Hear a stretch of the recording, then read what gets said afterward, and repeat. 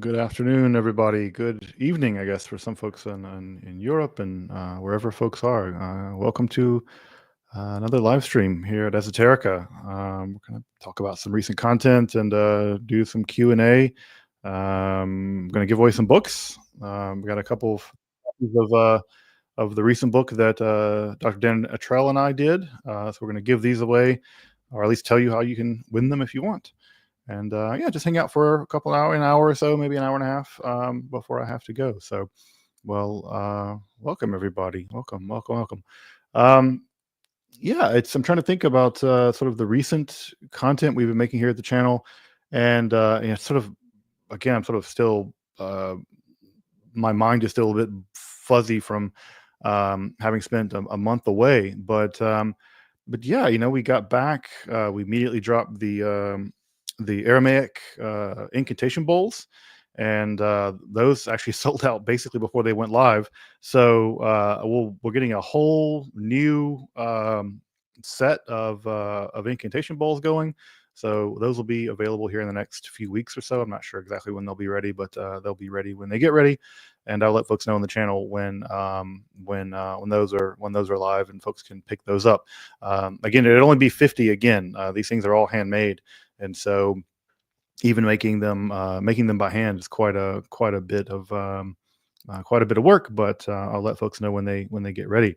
But what else have been working on? We did an episode, the fourth episode in the Demiurge series, where we got into the Valentinian Demiurge and really showed how the Valentinian Demiurge is so different than the typical Gnostic conception of the Demiurge, which is to say the Sethian versions we find typically in texts like the Apocryphon of John. And again, the idea is just that it really matters that when we say Gnostic, we don't conflate Gnostic with a very specific brand of what some heresiologists in the early history of Christianity called it. So we have to be careful about how we carve this stuff up. But at any rate, we got into the characteristics of the Sethian Demiurge, and that was a lot of fun and really was great to work on that. Then we turned to the Copper Scroll. It's a text I've been wanting to do for a long time. Strange text, right? It's written on copper, but I've been wanting to cover the Copper Scroll for a long time and have not had the time to get to it. And it was great to be able to turn to that text and really get into some of the particularities of it. Although there's a part of me that wishes I could have gotten a little more into the weeds about some of the more technical things that I'm really interested in the Copper Scroll, but I don't think that I could have. Carried you along with me if I spent too much time dwelling on abbreviated teen numbers in the Dead Sea, and the Copper Scroll, which appears weirdly, I don't know, uniquely in the Copper Scroll, but it is unusual. It's an unusual characteristic of the Copper Scroll. But again, I mean, I love covering stuff about treasure, and the Copper Scroll is one of the coolest treasure related findings in human history. So a fun text to cover. And that also led me to reach out to Dr. Kip Davis, and we hung out for I think 2 hours and really went over a lot of the more nooks and crannies, you might say, a little bit more of the esoteric dimensions of the Dead Sea Scrolls, and got into some of the cool texts like the Pesher literature and some other things. And so it was really great to hang out with him. I'll be appearing on his channel here in a couple of weeks. So really great to be able to go over a lot of text. Go over a lot of text in the Dead Sea Scrolls, which was a lot of fun. So, but what else? I guess the biggest piece of content that we put together was this argument that I've made about the person in the tomb of Petosiris, and argued basically that in the person of Petosiris we may have an example of if not a hermeticist, maybe he's a proto-hermeticist or something like that, but certainly the kind of person that would have given rise to what we now know as the Hermetica. And it was really cool to be able to take some of the experiences that I had and take those back and really combine those with a lot of rigorous research about the tomb itself, and a lot of other things, and really be able to get into that material. So yeah, a lot of fun to get into the Petosiris material, to get into the Hermetic material, and hopefully make a small, pinprick advance in our understanding of the origins of Hermeticism. So that was a lot of fun, and hopefully I'll maybe expand that into something else. I'm not sure. I'm not sure. I don't think I'm going to publish it academically, but I would like to expand it into something else, or maybe do a roundtable or something about, who are the historical Hermeticists, and really go through people like Iamblichus and Zosimus and perhaps Petosiris, and try to see what we can piece together from historical cases of actual Hermeticists. So could be a cool project. We'll see. We'll see how it goes. But yeah, like I said, it's been a fun couple of weeks here working on the channel. Again, you'll notice behind me that the shelves behind me are empty. The reason why they are empty is because I'm just about at the very beginning of the process of renovating this entire office. This office began really as just sort of like a study, and it never was intended to be a YouTube studio / library. It has now become a YouTube studio / library, and I'm desperately needing to upgrade all the stuff that's in here. So I need to upgrade the lighting, upgrade the bookshelves. They're just falling apart. Really upgrade everything that's going on here in this in the so-called studio, and that's why everything is packed basically, waiting on the contractor I'm working with. We're gonna basically gut this room to the bones, and build a studio and library in here. So I'll be making a video about that. I'll be making videos about that whole process, and why I'm doing what I'm doing, and how I'm planning to to make all this work. So yeah, look for at least probably a series of videos, um, a series of videos about sort of the whole process of what it takes to build a YouTube studio, build a library, why I'm doing it, and yeah, hopefully that'll sort of be a start to finish video. I'm going to start that 2 weeks from now. The major project we have to do before we even start the library is we have to start down below on the first floor. We're going to be going into the ceiling on the first floor and actually going in and reinforcing all of the floor joists, because I do not trust the floor joists so much. And so we're going to reinforce all the floor joists, bring them hopefully back up to level, and then reinforce them with sistering, some stuff running the whole length of the joists, but also I want to really reinforce them with some big L brackets and stuff like that. So so yeah, so that's going to be the first big project, is opening up the ceiling and reinforcing everything below before coming in here and demoing this entire room, and building out a whole new studio. I'm going to be getting a new camera, all kinds of stuff. So it's going to be a whole project, which I'm looking forward to getting started. And more than looking forward to getting started, I'm looking forward to getting it finished, because construction projects always go way over budget. They always take way longer than you think, and they're always much more complicated than you originally might think they're going to be.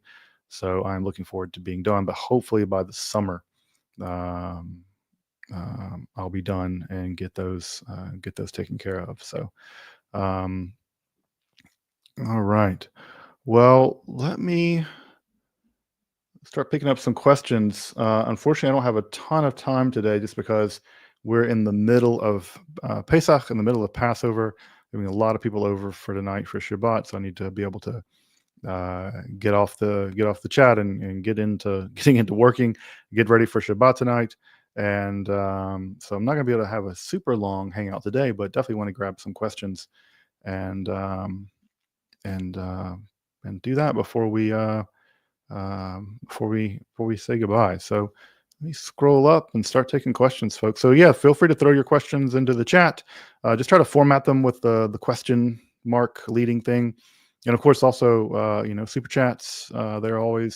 They go to keeping the lights on. Folks are going to go to renovating this study that I need to have in order to do the work I do. So any super chats and stuff like that are appreciated, but obviously I'll get to everybody's question as best as I can, no matter whether you can do a super chat or not. I don't want to keep people out because of financial stuff. Thank you, Bobby Brown. Thank you. I'm out delivering more UPS packages with your metal shirt on today. Thank you. I appreciate you wearing the shirt. Hope you have a great day too. Be careful. Lift with your legs, not your back. And hope you guys get. Are you guys getting air conditioning in your trucks yet? I know the recent contract negotiation. You guys were supposed to get air conditioning in all your trucks. I wonder if they've rolled that out yet, because you guys definitely deserve it. So thank you for all the work you do delivering the packages that I know that I get. So what are your thoughts on the idea that Jesus could have been influenced by Merkava mysticism? This is a really complicated question. It's one I'm gonna address when I teach my class on Merkava mysticism here in a few weeks, or it's a few months. It's still a few months out. But I don't know that Merkava mysticism, as we have it in later texts like the Hechelot Zutarti and the Hechelot Rabati, existed in that way at that time, the time of Jesus. But something like proto-Merkava mysticism probably existed. I don't see any evidence of it influencing Jesus. Jesus seems to have been something much more like an Essene, or at least a sort of apocalyptic preacher, at the edges of that kind of world. And I don't see any evidence of Merkava mysticism in Jesus' teachings. In fact, it seems like he was far more concerned about the fact that the world was imminently coming to an end, and there was about to be sort of an apocalyptic unveiling of the power of God and the establishment of the kingdom of God on earth. But I don't see much evidence of him being influenced by Merkava mysticism or proto-Merkava mysticism. I do think Paul was influenced by something like early or proto Merkava mysticism. I think Paul was much more educated than Jesus. I think Jesus was a peasant, basically, or at least a step up from peasantry. No, I think he would have had a very limited education, all things told, compared to Paul.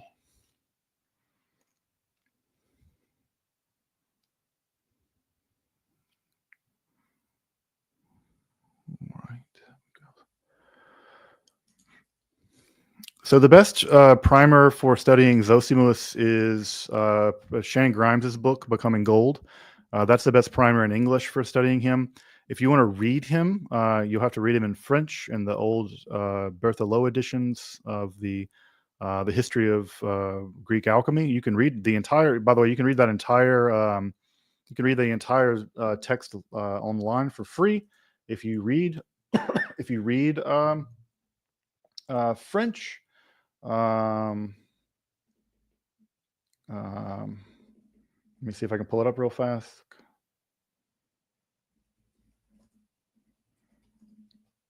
I was just looking at it the other day, actually.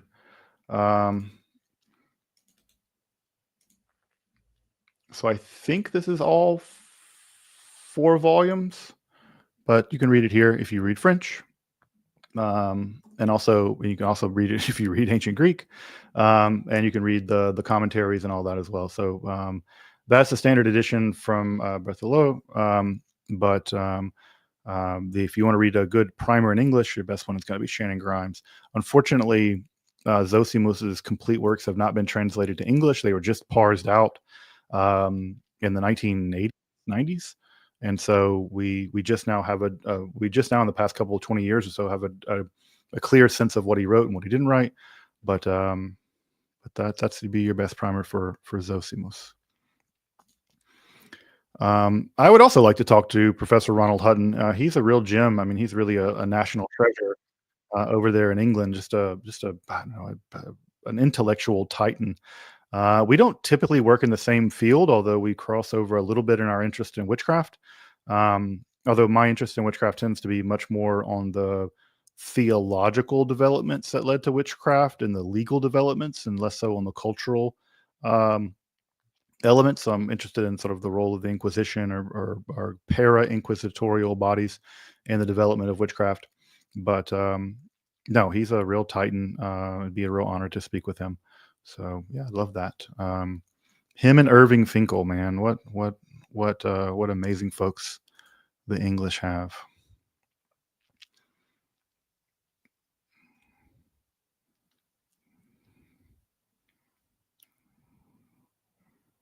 All right. Mr. Mill, can you give any references to read for the wild interpretations of religious text phrases by Jewish devotees in Midrash, Philo, or the Dead Sea Scrolls, as you discussed with Kip Davis?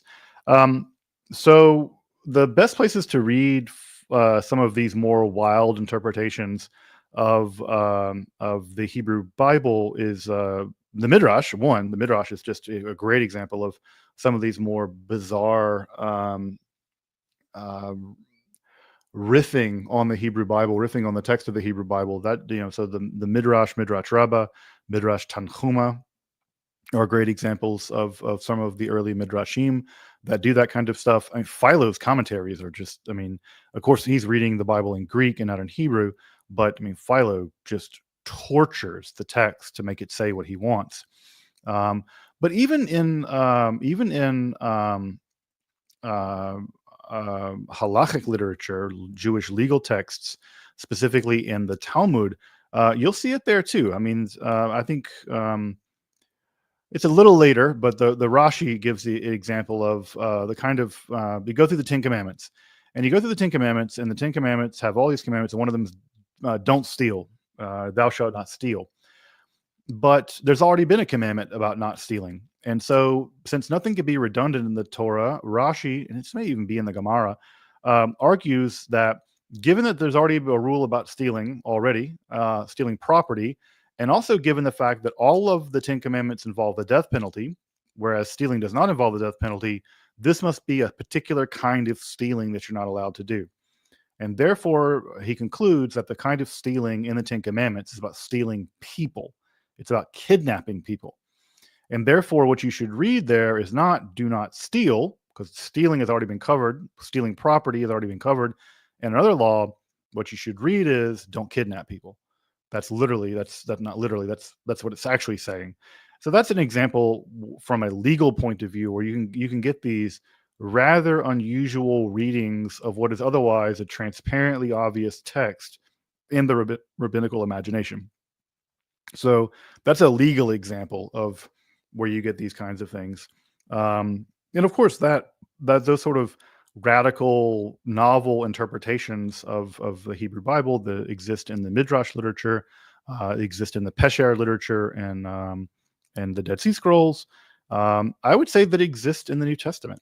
I think that the New Testament goes to great lengths to get Isaiah, especially to predict the coming of Jesus. The most famous example, of course, is the whole business of the translation of Alma in Hebrew to Partheneos in Greek, as opposed to it's originally saying Betula, and the virgin birth stuff.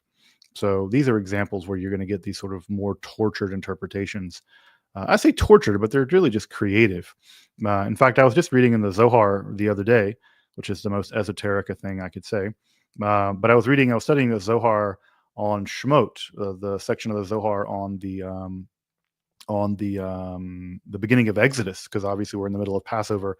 So I was curious to see what the Zohar said about the Passover, and I got to the section about the very beginning of Genesis, where there arose in Egypt a king that did not know Joseph, and it says a new king, a melech chadash, and the Zohar will say, when you read it, don't read it as there was a new king who didn't know Joseph. The not knowing Joseph is disconnected from the new king. The new king is not connected logically. Now, of course, the sentence is clearly making it so they're connected, but the Melech Chadash was literally new. I mean, Chadash Mamash, like literally new, like he just literally came into existence. And of course, where did he come from? He came from the demonic realm and the realm of the Sitra Achra. But who is it doesn't know Joseph? Well, it's not the Pharaoh, because Paro is this new Melech Hadash, is this new king. And so who is it that doesn't know Joseph? It's the Israelites. That's who's the reference to that sentence. So you get these fascinating and bizarre kinds of reinterpretations of the text that exist in the Jewish tradition, all the way from the Pesher literature all the way down to now with Kabbalah. Yes, I've been listening to the new Def Heaven album on repeat, actually, at the gym. It's a great record. I have to say, I'm pretty happy they've returned to that more Roads to Judah sound, which I like a lot more than the more shoegazy style stuff of their more recent album. But yeah, I've been listening to it at the gym a lot. It's a fantastic album, folks. If you're needing a new black metal album in your life, the new Def Heaven record, which is called Lonely People with Power or something like that. It's fantastic. Really, really well worth listening to.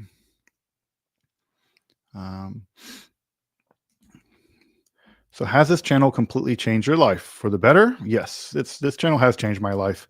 I'll definitely say that it absolutely changed my life for the better. And that's really to say that, you guys have changed my life for the better. There is no Esoterica without the viewers. And so I can express my real gratitude for the ways in which this channel has made my life far better. I get to do what my dream was to do, which is to teach, and I get to teach something I'm really passionate about to people who care about it. And I don't think there's any educator who doesn't want that, and I'm very lucky to have it. I feel very, very lucky. So thank you guys. I had a debate with a guy who said that Christianity was inspired by Norse mythology. Yeah, that's not possible. No, I mean, Norse mythology, Christianity is, I don't know, hundreds of years older than at least Norse mythology as we know it from the Icelandic sources. So no, that's not historically possible. Not to say that Norse mythology didn't influence the practice of Christianity when it arrived in Iceland and Norway and Sweden. I'm sure there was some degree of syncretism, because there's always some degree of syncretism, especially with religions that proselytize. So I'm sure there's no way that there was just a full conversion to Roman style Christianity. I'm sure for at least several centuries there must have been some degree of syncretism between the two, but I don't think that Norse mythology influenced it in the very beginning.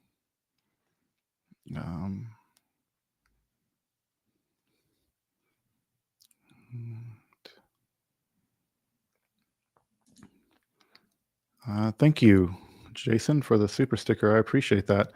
I really appreciate that. Thank you.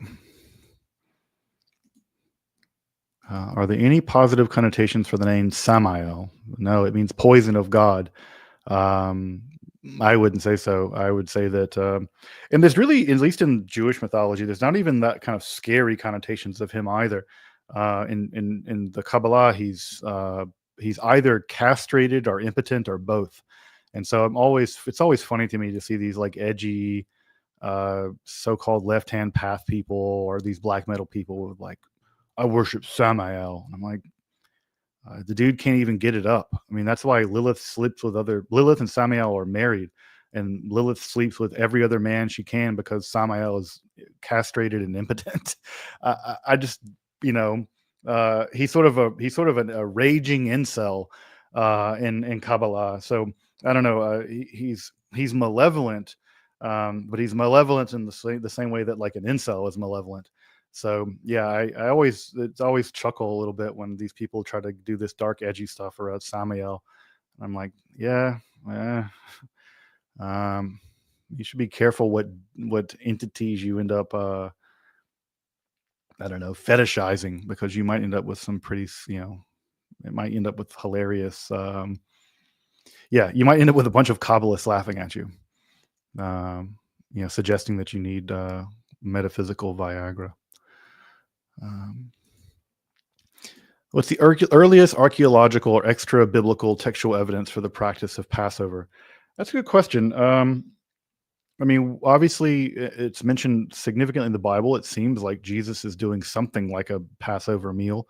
Um, I don't know exactly how early it shows up. I mean, it's mentioned definitely in the Gemara.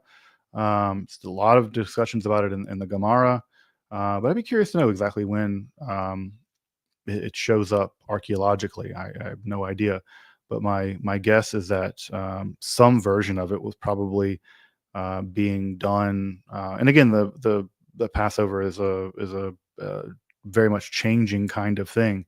Um, but yeah, I don't know when exactly. Again, if we look at Jonathan Adler's new book, he argues that a great deal of Jewish practices as we know them now are second and third. They emerge fully as we know them in the second and third century BCE, although coming in from much earlier Israelite practices. But that would also be a possibility. But exactly when they appear in the extra biblical archaeological record, I'm not exactly sure. It's a great question.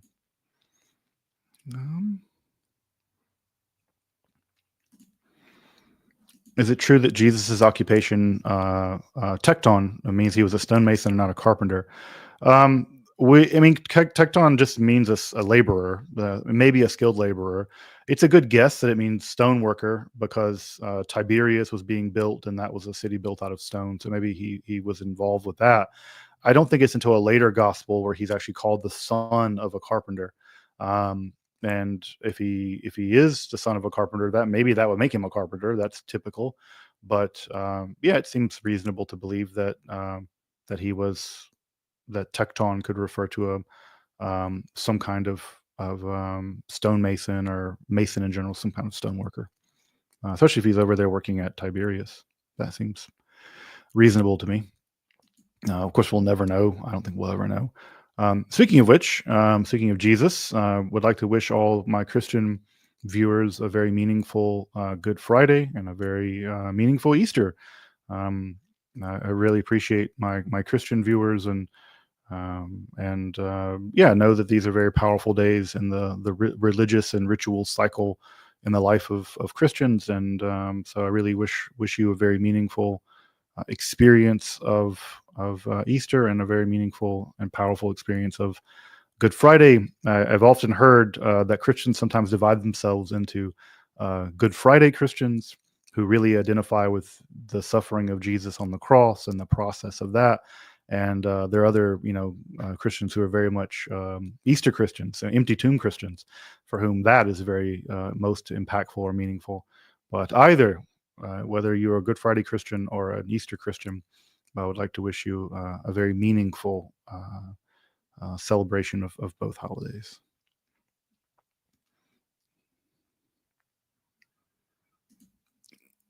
Yeah, very cool that you got a copy of volume 1 and 2 of Thorndike's History of Magic. It's a great text. It's very readable. He's super snarky, though.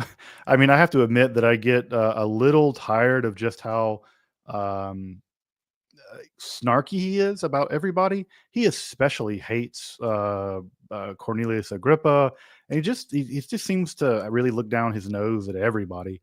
Um, I don't know. It vexes me more than it should, but it's the kind of thing that I can get past because it is such a titanic work of scholarship. Um, it is really, really fantastic. Yeah, so I hope you enjoy it. It is really good. Um, what are my thoughts on the Codex Gigas? It's a big Bible, but it happens to have a big picture of the devil in it. I know allegedly it was all done in one night and all this sort of stuff, but it's just a big Bible. It's just a giant Bible. I think textually it's interesting because if I remember correctly, it's a combination of both the Latin Vulgate and the Vetus Latina. So that's interesting from a textual point of view that it sort of combines elements of both the Vulgate and the Latina Vetus tradition. But aside from that, it's just a big Bible manuscript with a big picture of the devil in it. That I don't think there's anything. I don't think there's anything especially more interesting in it than that.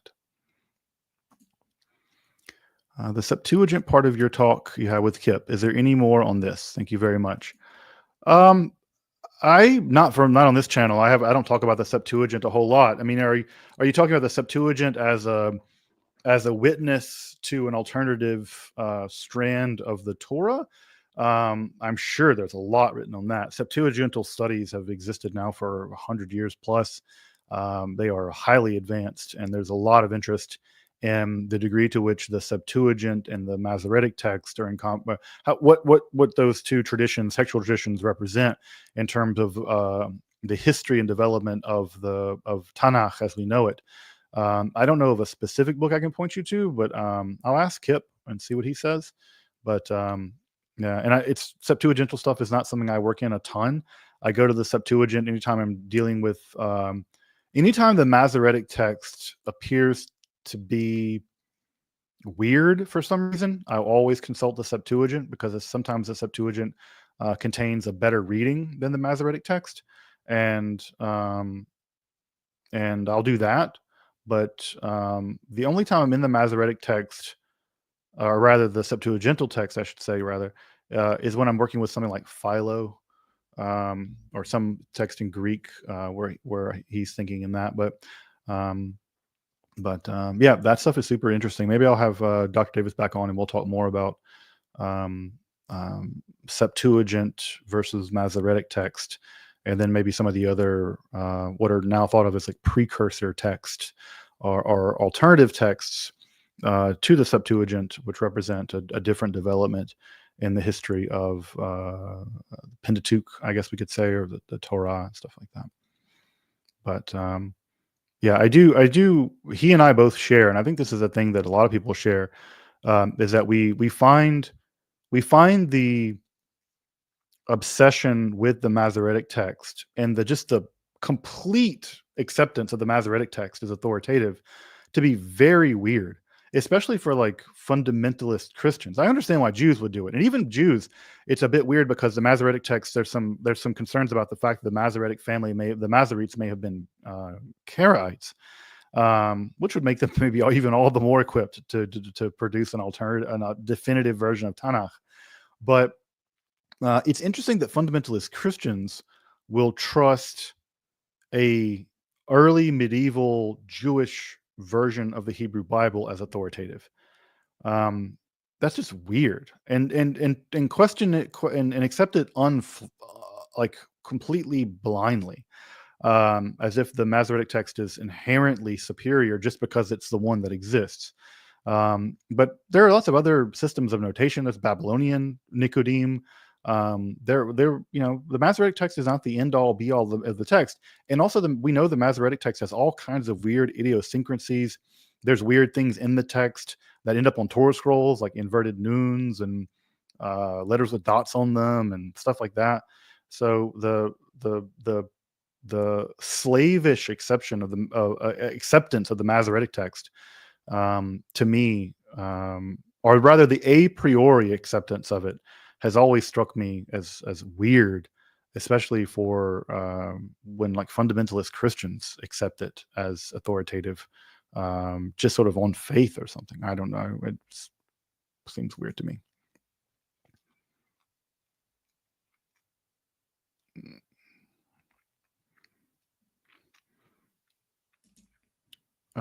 What do I think about the homunculus? I'm going to make an episode about the homunculus, and yeah, Paracelsus did write about them. Um, yeah, I'm going to do a whole episode about the homunculus because it also allows me to talk about the homuncular theory of pregnancy, which we get from Aristotle and those kinds of ideas. But yeah, alchemists took the homunculus very seriously. Again, if you can if you can perfect art through alchemy, then there's no reason why you can't create life. And if you can create life, you can create people, you can create animals, you can create all kinds of stuff. So no, absolutely, there was an idea that um, the human being or something like a human being could be made alchemically. And so yeah, I'll definitely be I'll definitely be coming back and doing an episode about the homunculus, and Paracelsus's special um, development, uh, from the from the from it. Um, Would I ever do a talk with Jonathan Paju or John White from Craigenford? Are you familiar with either? Um, I'm more familiar with Craigenford. I've watched a couple of his videos. I think I've watched the one on the Druids, which is really good. Which is partially the reason why I wouldn't make a video on the Druids. I think it's him that he made one on the Druids. It's like an hour long or something, 2 hours. It's really good.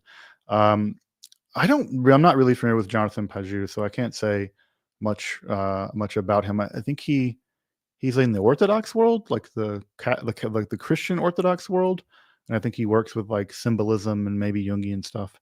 But I don't know much about his work, so I couldn't say say much about it one way or the other. So it's difficult for me to say that I would do a chat with people that I don't know a ton about.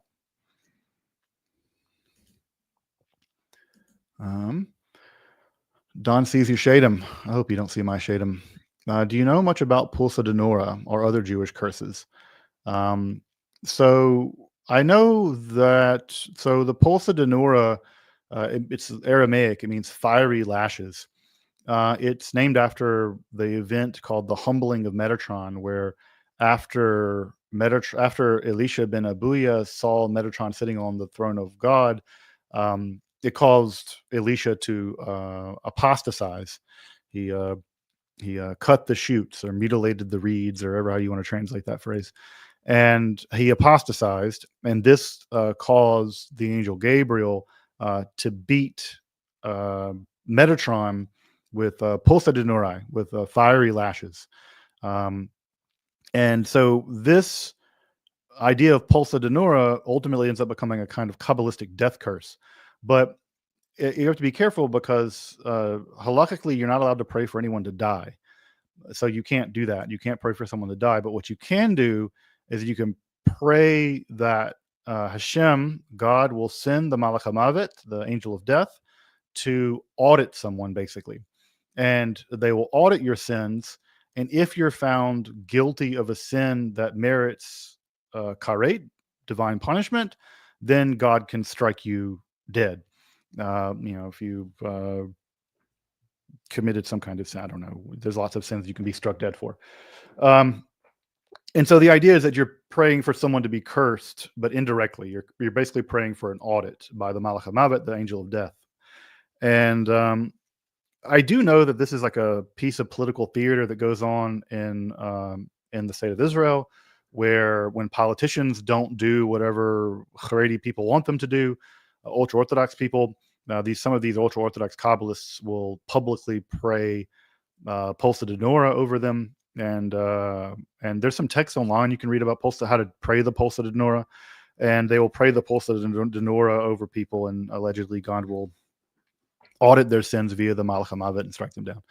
I think the most famous example of when this was claimed to have worked was after Ariel Sharon pulled the settlers out of the Gaza Strip, and some of the Haredi settler people prayed Pulsa de Nora, and eventually, as folks know, Ariel Sharon had a pretty catastrophic stroke that left him incapacitated, and they claimed that it was punishment from God, that they had called down the Pulsa de Nora, and God had punished Ariel Sharon for pulling out of the Gaza Strip and the settlements and all that. So, and also I've heard that you're not really a real Israeli politician until someone's prayed a Pulsa de Nora over you. So that just sounds like a normal thing that happens in Israel. I think there's lots of Israeli politicians we could probably pray for Pulsa de Nora about. But that's the only one I know in terms of Jewish curses. The evil eye, obviously, but that's more of a ubiquitous Mediterranean curse. That's not unique to Judaism. There are some defictiones that we found that are written in Aramaic and written in Hebrew. These are curse tablets where you would write something in lead typically and throw it into a well. I'll be covering those at a future episode. But aside from the Pulsa de Nora and sort of ancient defictiones, I don't know of any other specific what we might call antisocial Jewish magic. Nothing jumps to mind immediately. And there's lots of apotropaic magic trying to stop it, chamsas and all kinds of other kamayot and stuff like that. But I don't know anything specific. But that's Pulsa de Nora. You can find some of the wording. I think I saw it just the other day. I was looking about something up Pulsa de Nora. Let me see if I can find. It's always the trouble with Aramaic is trying to find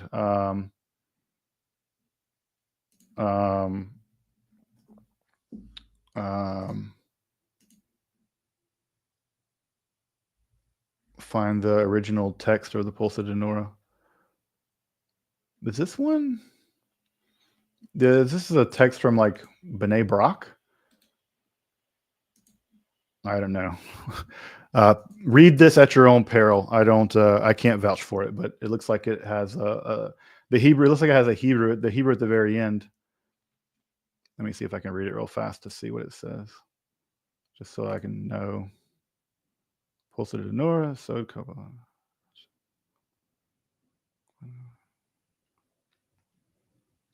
yeah.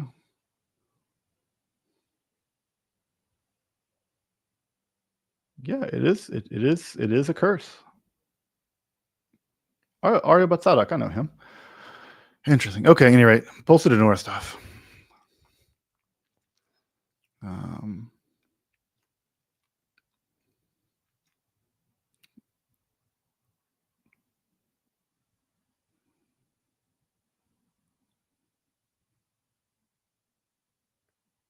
All right, let me get a couple more before.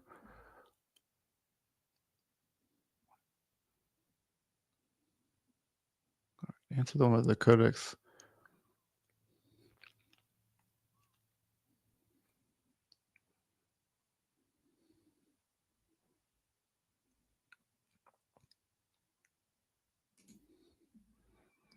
Different pace. What about? Oh, you have your own Dodge van. Okay. All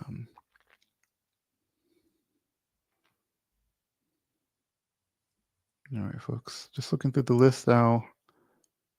Oh, Vera, I see you in the chat. It's good to see you, Vera. I hope you're having a great time in Spain.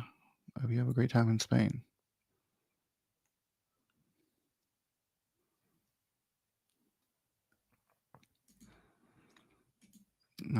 Olivia, do you have any putative theories about why there were Greeks in Egypt at Petosiris' tomb before the Hellenists?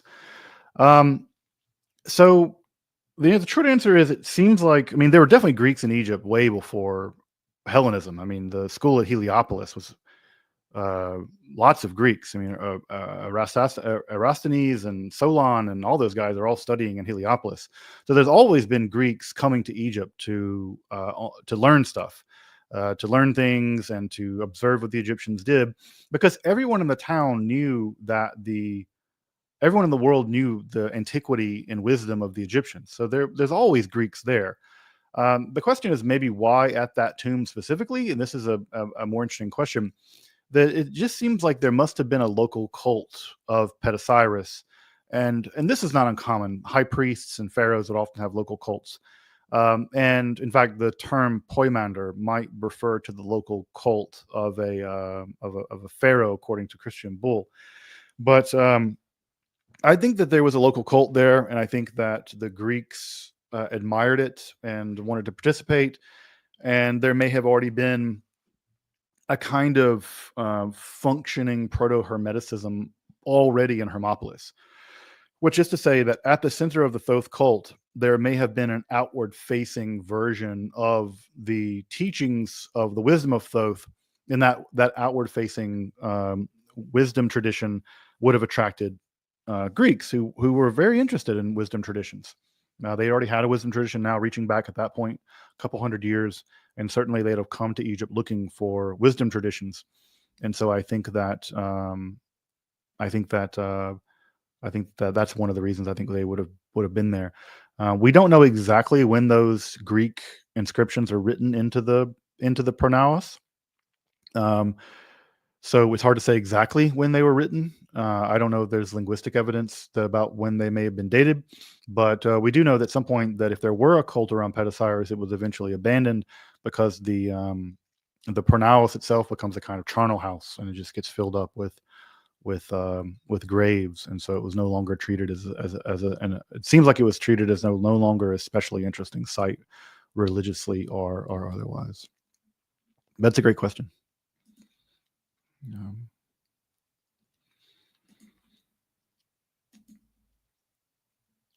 So were there any other Essene sects, or was the Qumran community the only known sect? No, your question does not suck. Any questions are good questions here. So the Qumran community seems to have been Essenes, but not all Essenes are at Qumran. So if we are to believe Josephus, there were Essenes all over Judea. And if there were Essenes all over Judea, then some of them seem to have congregated at Qumran for reasons that aren't totally clear to us. Maybe it was a site of heightened spiritual value. Maybe it was a kind of monastery where you went some time of the year. Sometimes I've thought it might have been a kind of hospice that you went toward your end of your life. Maybe it was a kind of university or a scriptorium where you went there to get um, um, more specific learning about the Essene doctrines and those kinds of things. So we know that they were Essenes. We know that they were moving through Judea. We knew there were thousands of them, and there's certainly not enough room at Qumran for there to be thousands of people settled there. And so the most likely answer, it seems to me, is that the Qumran site was of some special importance to the Essenes, but that the Essenes were never all located in one place, much less Qumran. It's just not big enough. If you ever get out there, it's a relatively small site, all things told. Relatively small, small sized.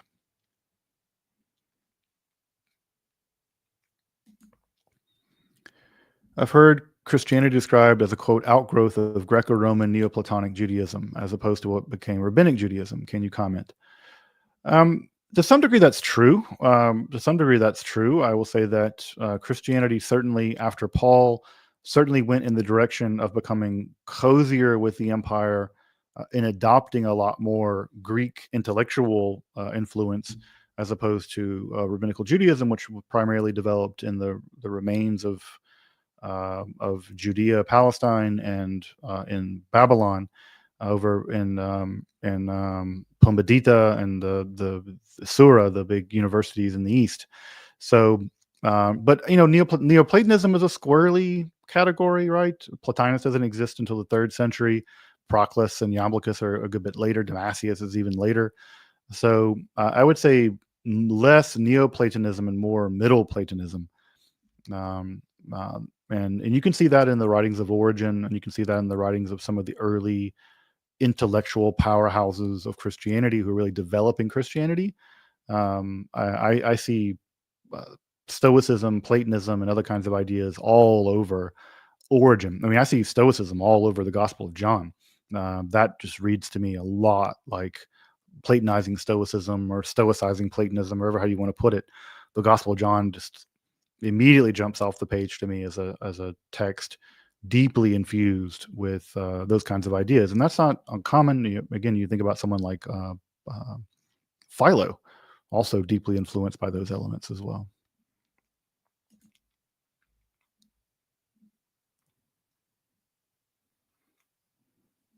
All right, get a couple more.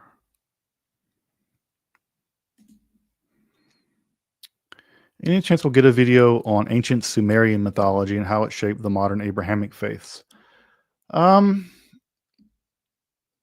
Probably not anytime soon. I don't think that the Sumerian mythology only really influenced the Abrahamic faiths very distantly through sort of Akkadian vectors, and sort of maybe a generalized Middle Eastern or ancient Near Eastern mythology set. Things like the Chaos Kampf and stuff like that.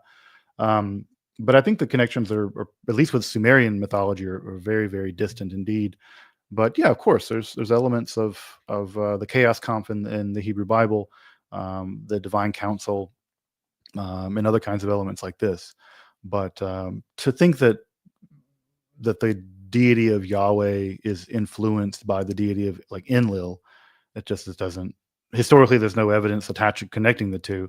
And secondly, Enlil and Yahweh are very different in many ways.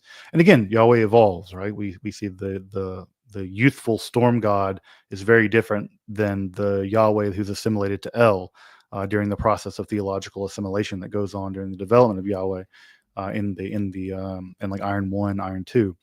So yeah, I don't think there's a ton of connective tissue between what the Sumerians were doing And again, it's difficult to imagine, but like the Sumerian language even went extinct thousands of years before, 1,000 years before Judaism, Israelite religion emerges on the scene. So, or goes extinct as a spoken language, I should say.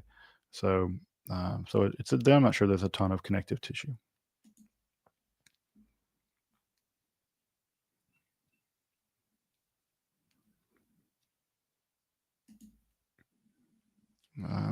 How do you practice with such a scholarly and skeptical eye? I live near some Chabaders, and at least as non-Chabad, um, but any belief there that it's fictional is not okay. Um, Again, I would draw a distinction here between fiction and mythology. Fiction is something that's written to be entertaining and not written to be true or facts. Mythology is written to be truthful in the sense that it's conveying truths, and it's written to inspire people. And so I think that fiction and mythology are very, very different animals. And for me, to say that the Torah is mythological is not to say that it's fictional. I think that when I read The Stand by Stephen King, that's fiction. It may have, but I think it does have mythological elements in it. In fact, I think that The Stand is one of the great American epics, along with Blood Meridian and stuff. I guess I would make a distinction between me saying the Torah is fictional. I would never call the Torah fiction, but what I could call it is mythology. And I think that anyone being intellectually honest about the data has to come to a similar conclusion. I don't think you can go to the Torah and say 100% this is all literally facts. Um, and no one did in antiquity did that. They all knew that they were textual problems, and there were other kinds of things that had to be dealt with. So this idea of an inerrant text that has no contradictions in it, um, I think that's a particularly modern neurosis at some level, or that it has to all be factual. That literally there had to have been a Moses, and literally there had to have been an invasion, and literally there had to have been this, that, and the other. I think that that seems to me simply not in line with the data, and also just not in line with good mythology. I think that for me, I don't need my mythology to be factual. I need my mythology to be powerful, and I think that I would happily trade uh, my mythology to be symbolically powerful in the way of forming a meaningful life via symbols than me to go digging around in the dirt and trying to prove that the destruction of Chatzor affirms the veracity of the Joshua invasion. Um, that just seems silly to me, like laughable at some level. I don't know. Yeah, that just seems ridiculous. I've not. This is a great question. If I've ever collaborated with Dr. James Tabor, I have not, but I would love to. I hope to. I've talked to him a couple times. We've corresponded via email. He's a busy guy, and we've never made it work. But I have a great admiration for Dr. Tabor. In fact, it was funny. Him and Derek were hanging out doing myth vision stuff, and I just got a call from Derek's phone number, and I picked up the phone. I was like, "Hey, Derek, how's it going?" I was like, "Oh, this is James Tabor." I'm like, "Whoa, hey, Dr. Tabor." Um, and it was sort of hilarious because I read, Dr. Tabor's stuff on Merkava mysticism and stuff. Really blew my mind when I was an undergraduate, and it blew my mind not as an undergraduate just because it's smart stuff. And so that material on Paul and stuff has always been really great. I really like him. But yeah, I would love to work with Dr. Tabor. He's fantastic. He's good people. And I can credit him with a lot of the direction that my own intellectual growth took when it comes to Hebrew Bible stuff.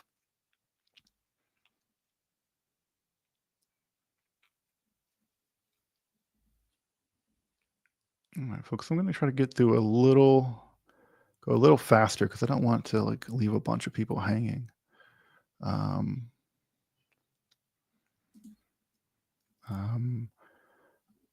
I have had what I believe are silly conversations when I say I believe that fundamentalist atheists are no different than fundamentalist religious people. Any thoughts? Yes. I find fundamentalist atheists to be just insufferable, just insufferable. Yeah, the new atheism. I remember when that was all the rage with Hitchens and Dawkins.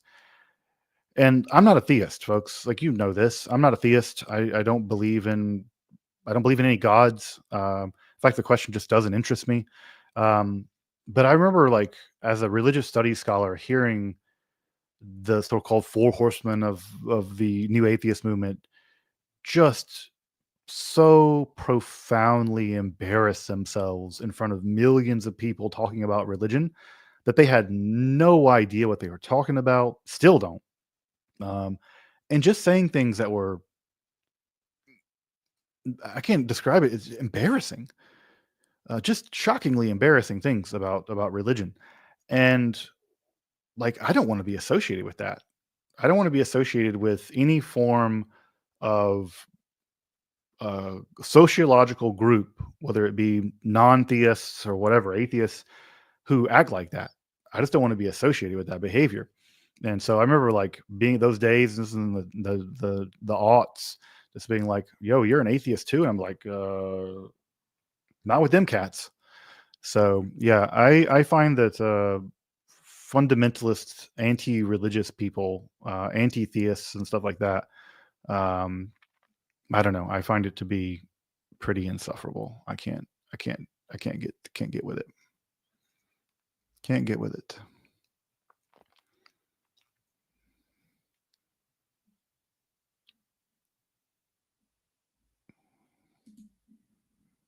Vishanti, hey. Um, yes, of course. In fact, my partner and I, we have a little Omer counter that it's like a laser burned thing that you click and it counts the nights of the Omer.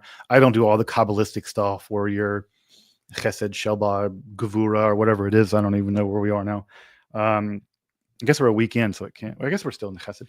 Um, so I don't do all of the in that, but yeah, count the Omer. It's nice. Looking forward to hanging out with you and Kip in a couple weeks. It'll be fun to hang out. So, but thank you. Shabbat shalom to you too, and yeah, I hope that the sacred inconvenience that is Passover is treating you well, because I hate this holiday.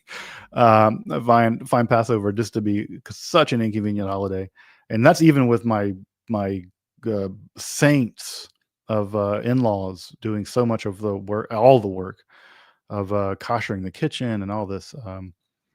Only Judaism could come up with the most inconvenient way imaginable to celebrate being liberated. Just like, yeah, here is the bread of your poverty. Thank you, Chazal. Thank you, Chazal.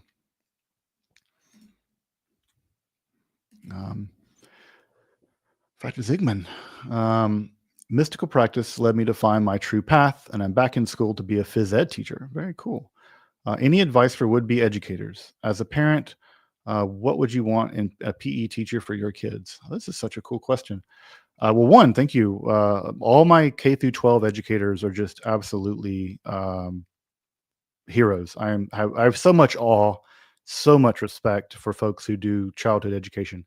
I just think that it is, you guys are the hinge of the world. The world hinges on the work that you do, K through 12 people. I'm just am in awe. So thank you for doing that work of educating young people. Just such an important work. Advice for any would-be educator: you're only as good of a teacher as you can become a student. So learn to become a student. Find opportunities to be a student as often as you can. And I think that in my line of work, learning to listen as much as you talk is hugely important. Hugely important. And I think also just become the educator you would have wanted. Right? Like, if you're teaching kids PE, right? Physical education. Like, if imagine the physical education teacher you wanted to have when you were a kid or a young person, be that one. I think that's often the way that I go about it. When Dr. Jackson Crawford once had a great piece of advice about creating YouTube content, where he said, create the kind of content you would want to have found. And I think that's excellent advice. And so I do that. I try to create the content that I would have wanted to have found. So I think that if any teacher, you should become the teacher that you would have wanted to have learned from. It's very vague advice, but I found it, at least in my line of doing what I do, I found it to be helpful. But let me wish you much hatzlacha, much success as you become a teacher, and know that people like me have deep respect, deep respect, admiration, and yeah, just real respect for folks who choose to do K through 12 education.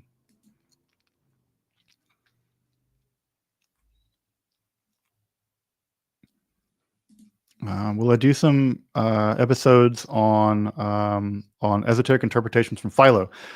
Sure. Yeah, I'd like to do some. I'd like to do an episode on Philo's hermeneutics, which Philo. It's sort of following up on my Stoicism video, where I think that the Philonic hermeneutics are so important for the development of Western hermeneutics, and also they're so important for the development of esoteric hermeneutics. Because if you've ever read the Philo's commentaries, which are a bit of a slog, if we're to be honest, they are crucially important for more advanced esoteric hermeneutical stuff. So absolutely, that's be a good thing to come to. Also, his Book of Giants is worth coming to. He has a book. I want to do an episode on the Book of Giants, and there's lots of books of giants that I want to cover. And Philo's Book of Giants will be one of them. But yeah, there's lots of, he's a real gold mine for this kind of stuff. Real gold mine.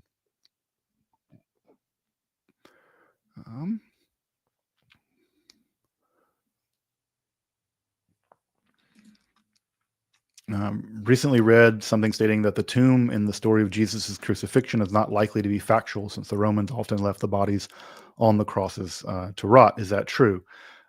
So they did leave the bodies on the crosses in many cases. However, specifically with Jewish crucifixions, it seems like the family could petition to get the body taken down and get it buried. And it seems like that did happen. We have some reason to believe that did happen. In fact, we found a body that had been buried who had been crucified. The nail was still in in one of their leg bones or their feet bones, because it had bent. It looks like as it was driven in, it hit a knot and the nail bent, and they just couldn't get it out. So they buried them with the nail in the leg. And so that's one possible interpretation, that maybe Jesus did get buried. I think it's possible. I don't know. I know that a lot of the Jesus seminar folks, like John Dominic Crossan, would say that Jesus was likely to start into a mass grave. That seems possible to me too. We're not going to know. It seems unlikely to me that the story of Jesus being interred is fully false. That's part of the reason why I don't buy the mass grave theory. I think that he probably did somehow get buried in a tomb, or get buried somewhere. I don't know that I believe that he was thrown into a mass grave. It just seems like so much cognitive dissonance required to make all of the rest of the story work. But John Dominic Crossan's a smart guy. That seems to be congruent with the data we have around Roman crucifixion burials. And if you had to ask me if I were a betting man and what would I bet on, I would tell you I'm not taking that bet. I don't have enough data to, that's roulette. It's just you're just 50-50. So I don't have, I don't have enough data to indicate which one I think is more likely.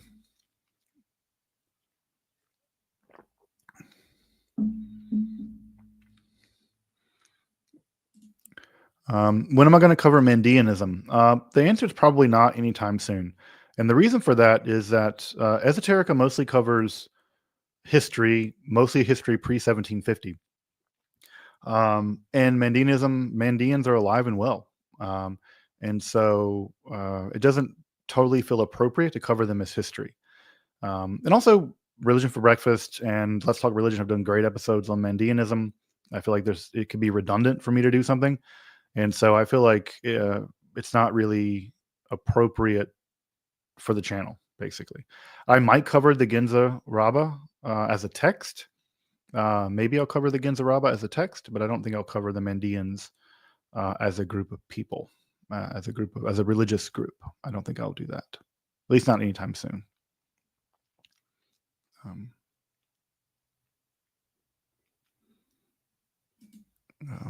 I always get this question about Amon Hillman in a series on Jesus. I think they're completely laughable nonsense. I hope the people that are in his emerging cult extricate themselves from that while they still can. But yeah, I think it's complete nonsense.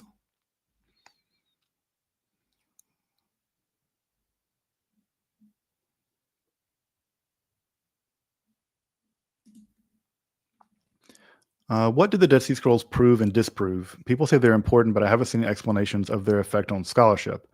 I mean, they've had a huge effect on scholarship. There's no doubt about that. I think what they prove is that there's lots of different Judaisms, of which the sect that seems to be represented by the Qumran sect is one. Two, we learn a lot about scribal practices and textual transmission and textual production. We learned something about the production of the library that we call the Bible and how it came into being. We learned a lot about how the individual texts that come into being that we know of as the Bible come into being. So we've learned a lot about Israelite literature and the production of Israelite literature, Second Temple period Israelite literature, in the discovery of the Dead Sea Scrolls. So what do they prove and disprove? They prove that Second Temple period Jews were producing these kinds of texts, many of which became the texts that we know of as the Bible. We get some sense of what they thought was important. For instance, the Torah was very important to them, but also Isaiah was important, but also so was Enoch and Jubilees.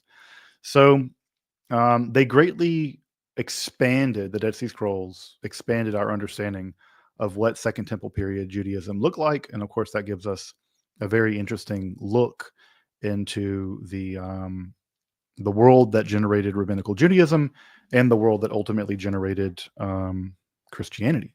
And so those are all very important things. So it's not about proving and disproving. It's more about giving us a better insight into that very important world.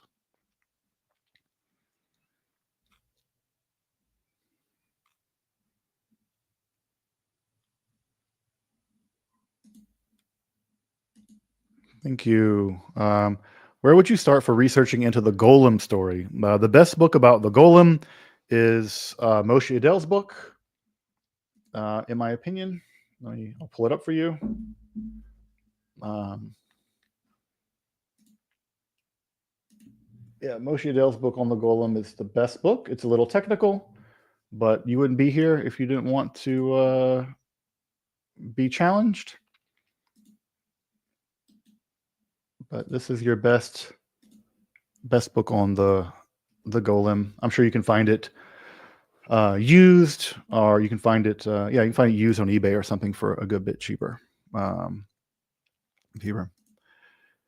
Vishanti, there's good reason. There's some reason to believe that the Masorete family were Karaites.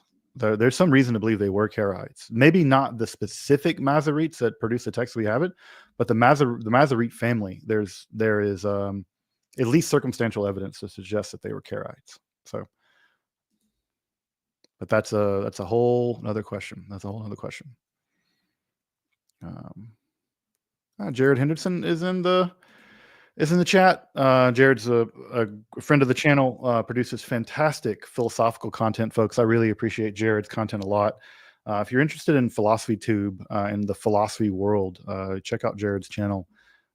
He just this year went full time on YouTube, and he produces some of my favorite philosophy content on the platform. So make sure to check out Jared's channel.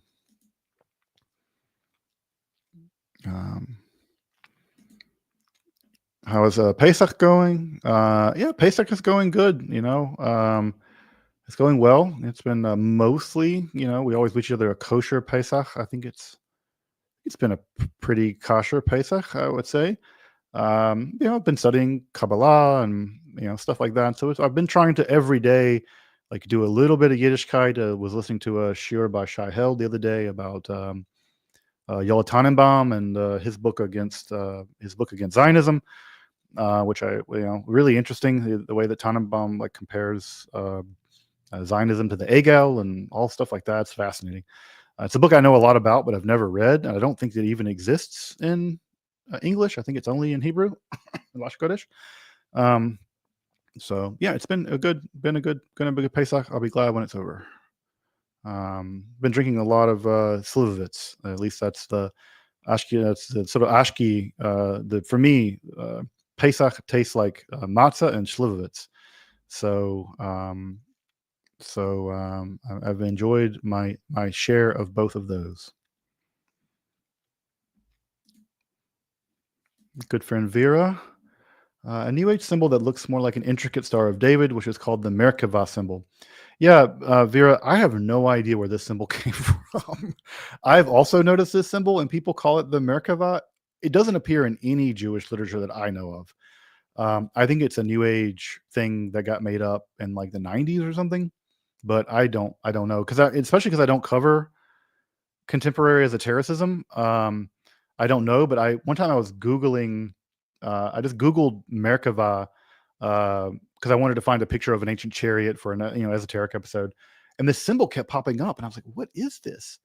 And I think it's a New Age thing, but who made it up and when they made it up and why that's a Merkava is a little bit beyond me. So your guess is as good as mine. I hope you're well. It's good to see you in the chat.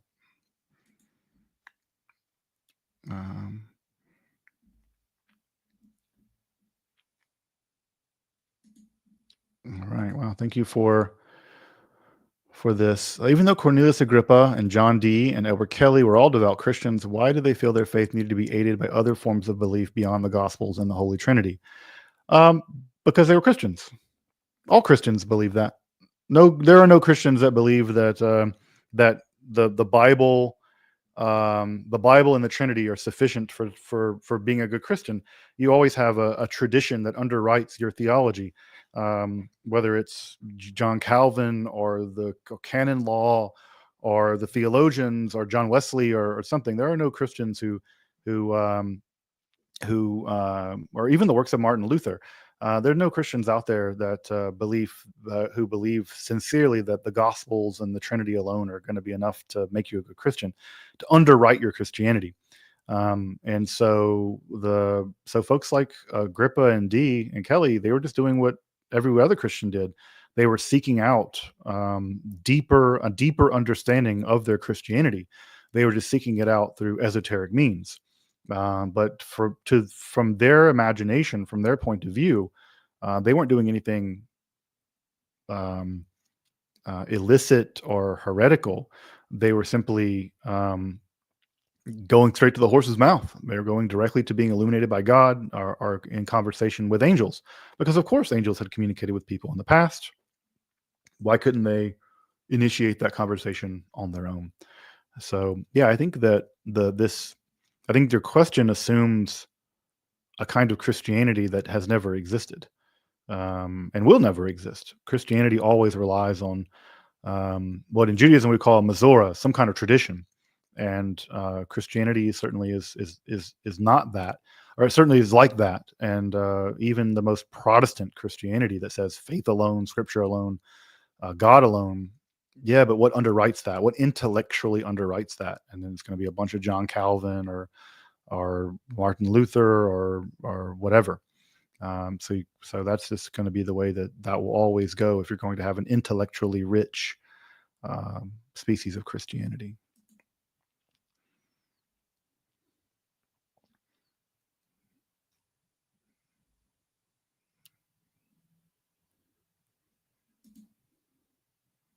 Yep.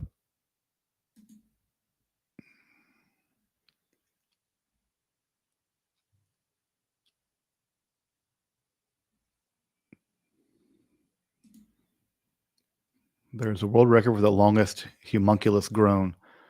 Is there really? I don't know. I wonder what the world record is. What does it mean to say the homunculus? I don't know.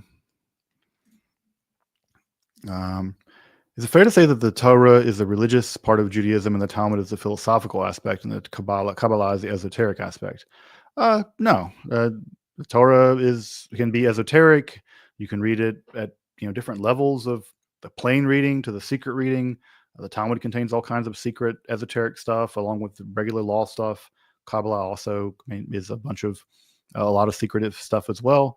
But Kabbalah is also very not secretive. The most famous Jewish service of the week, Kabbalat Shabbat, the way that Jews bring in Shabbat every week, is from Kabbalah, and it's the most exoteric of many Jewish practices. So no, I think that distinction is not quite right.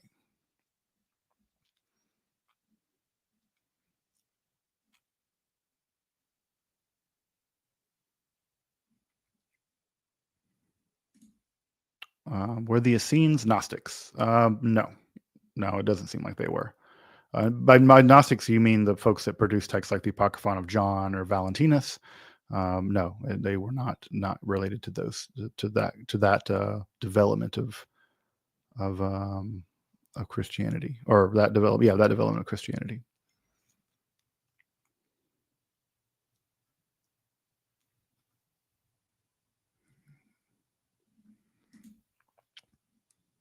Thank you, Christopher, for the super sticker.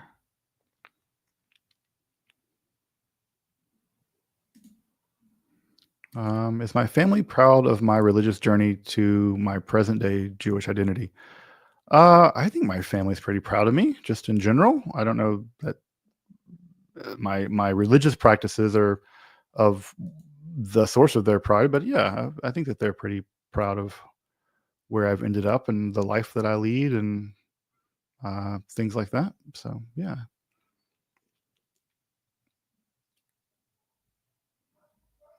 All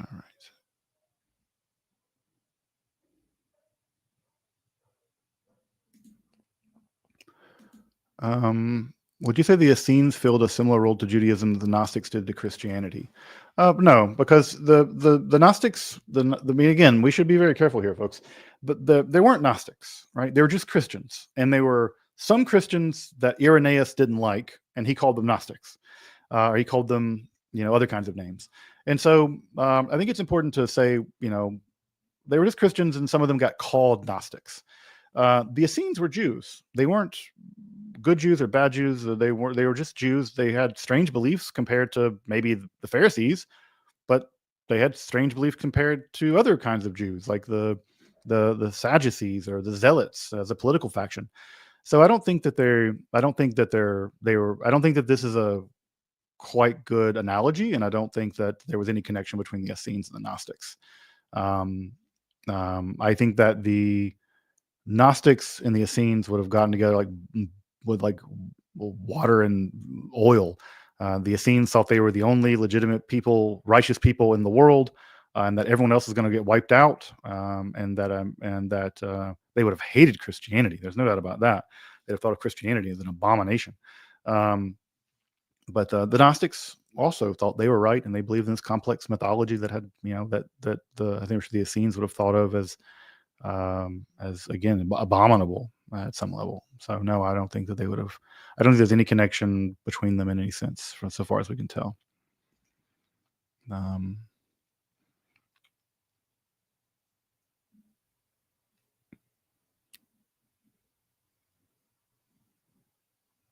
all right.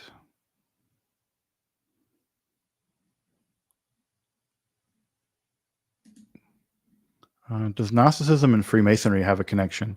I mean, I'm sure it does now. In the sense that it does now because Freemasons have made a connection, but historically, no. Basically, very little was known about Gnosticism um, outside of heresiological texts to prior to the 20th century. We had a couple texts like Pistis Sophia and the Bruce Codex and the Berlin Codex and stuff, but we didn't know a ton. And so for most of the development of the history of Freemasonry, they would have had just no access to the literature. And so it's not since the 20th century, basically, that we've actually had access to this literature. and therefore it can be kind of retconned into Freemasonry. But I think lots of Freemasons were pretty Orthodox Christians. Most Freemasons were relatively Orthodox Christians, and so I think that this would be a very uneasy alliance between Freemasons and Gnostics, just because Gnosticism is such a variant of Christianity that would be at odds to many Christians who take a relatively Orthodox view of Christianity.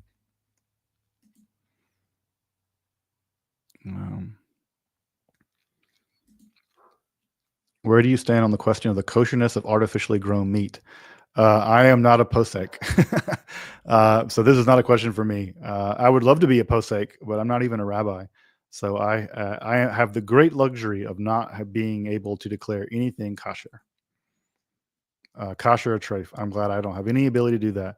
But I'm sure I'll read some responses that I'll disagree with. But no, I'll incline to the community when it comes to those questions. Do an episode on counting the Omer? Probably not. Episode on the Yanuka. Do you mean the Yanuka of the Zohar, or the guy from Spain who they call the Yanuka? If you're talking about the Zohar Yanuka, me and Zevi did like a 10-part series studying the section Masech the Yanuka in the Zohar. But as far as the Haredi guy from Spain, no, probably not. Probably not.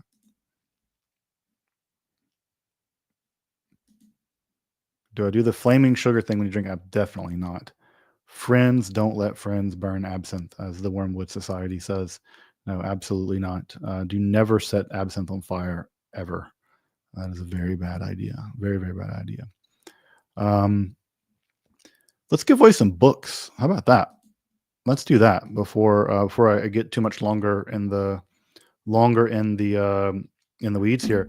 I have, count them, folks, 3 copies of Invisibilia Dei. This is the book that Dana Trell and I did.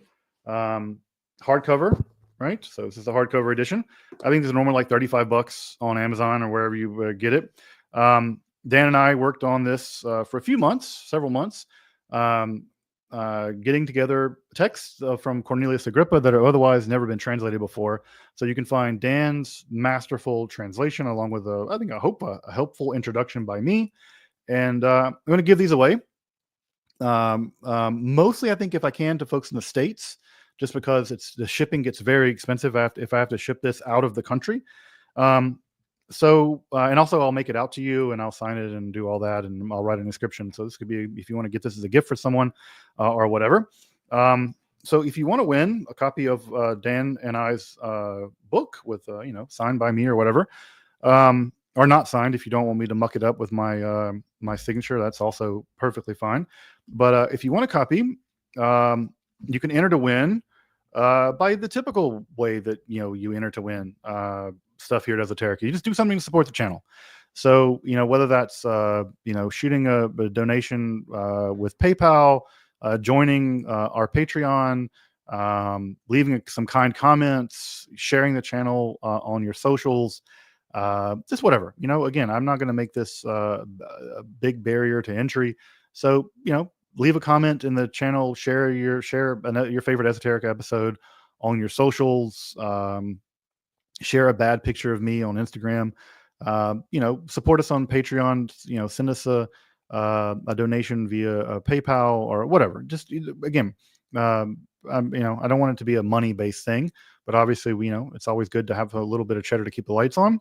So if you want a copy of Invisibilia Dei, signed by me, I would love to get Dan to sign it, but he's all the way in Canada, and as you probably know, getting to Canada and getting back across to Canada is not the easiest thing in the world these days. But at least you'll have it signed by me. I'll make it out to you and fill out whatever you like in it. But if you want a copy of our book signed, just like I said, support the channel. Sign up for I'll put links in below if you want to do it, and I'll draw the winners in a week or so, and I'll reach out to you through something. either Patreon or whatever. Or if you leave me, I'll comment to your comment on YouTube or whatever, and I'll let you know you won, and then we can get in touch, and I can get your book mailed out to you. So, and again, folks, if you've not picked up our book, our book on Cornelius Agrippa, let me pull it up real fast. Nope. Let me pull it up. I'm pretty proud of it. It's a cool project that Dan and I did. Getting some Agrippa stuff translated that has not been previously translated, and contributing what we can to the field of Western esotericism. If you haven't had a chance to pick up a copy of our book, you should do so. It's a pretty good book, I think. I think it came out really good. But yeah, like I said, you want to win a copy signed by me, I'll mail it to you free. And like I said, just support the channel somehow or the other. Support us on, I think $5 a month, less than $5 a month, on Patreon, but it's whatever you want to do. Leave a kind comment, whatever you like.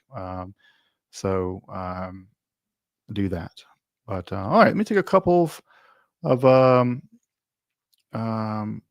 more questions, and I'm going to have to call it a little bit of I'm going to call it a day a little bit early. That's an hour and a half. That's not too shabby. As a live stream go. I can't imagine the people who just do this all day. That seems, those people are seems pretty exhausting.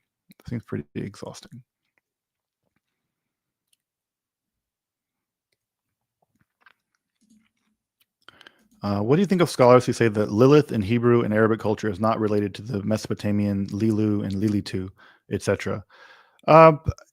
I maybe. I mean, I buy that that it's a false friend, that it's coming from Lilu, and they're being combined with Lamashtu, and then it's converted into Lilith via the false friend from Sumerian to Akkadian. That seems the thing that seems most logical to me. But again, I'm also not a Syriologist. I'm not I'm not an expert in that stuff. But it does seem to me a logical, reasonable story, if nothing else. Now, if I came to find out that the Sumerian Lilu were not related to Lilith, would I be shocked? I mean, not really. But it at least seems to be a plausible story to me.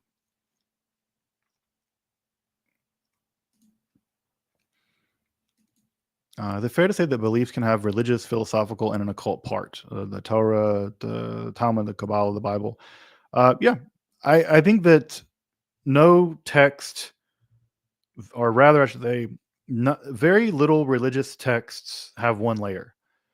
I think that's part of what makes religious texts so powerful, is that they're often at least read to have multiple layers. There's a plain meaning and a secret meaning and a symbolic meaning and a moral meaning. Christianity has developed a typology for this. Judaism developed a typology for reading the Bible that way. I'm sure that's true of the Vedas. I'm sure it's true of other texts and other traditions as well, that they have a kind of polyvocality. Is I imagine this is true, and I'm sure it's true for beliefs as well. Beliefs, I imagine, are often quite thick in terms of their in terms of their content. Although beliefs aren't as important in some religions as they are in others. Belief is a much more important component of Christianity than it is in Judaism, etc., etc. How familiar am I with Buddhist esoterica? Not at all. Not at all. I mean, I know that Shingon Buddhism exists. I know it's a form of esoteric Buddhism in Japan, I think specifically. But I don't know much more about that. You can't be an expert in everything, folks. Oh yeah. Also, some folks have asked, if super chats and super stickers, if you want to enter. Yeah, if you did a super chat or a super sticker, absolutely. Yeah, I'll gladly enter you to win the book. Again, of any value or no value. Again, I'm not going to get into. I don't like the idea of this being a thing where you have to give money to win something, or you just be able to win it regardless.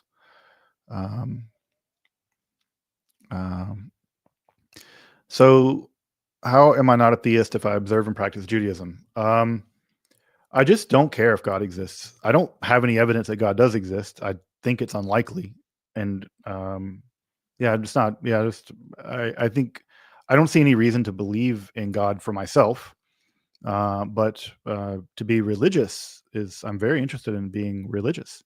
In fact, one might say, and I've said this before, that many people say, "Oh, I'm spiritual but not religious." I'm the exact opposite. I'm extremely religious but not at all spiritual. I don't know that I have a spiritual bone in my body, frankly. But I'm very interested in my yeah. I'm very interested in the doing of my religion, and so but whether God's involved or not, I could take or leave. Gods are so inconvenient. Gods are terribly inconvenient.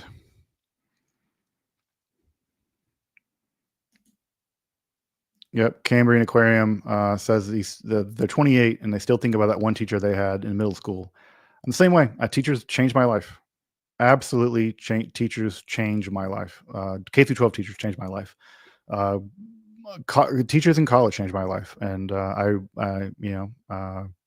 it's a thing that I remember. I will always remember, and appreciate, and appreciate. Um,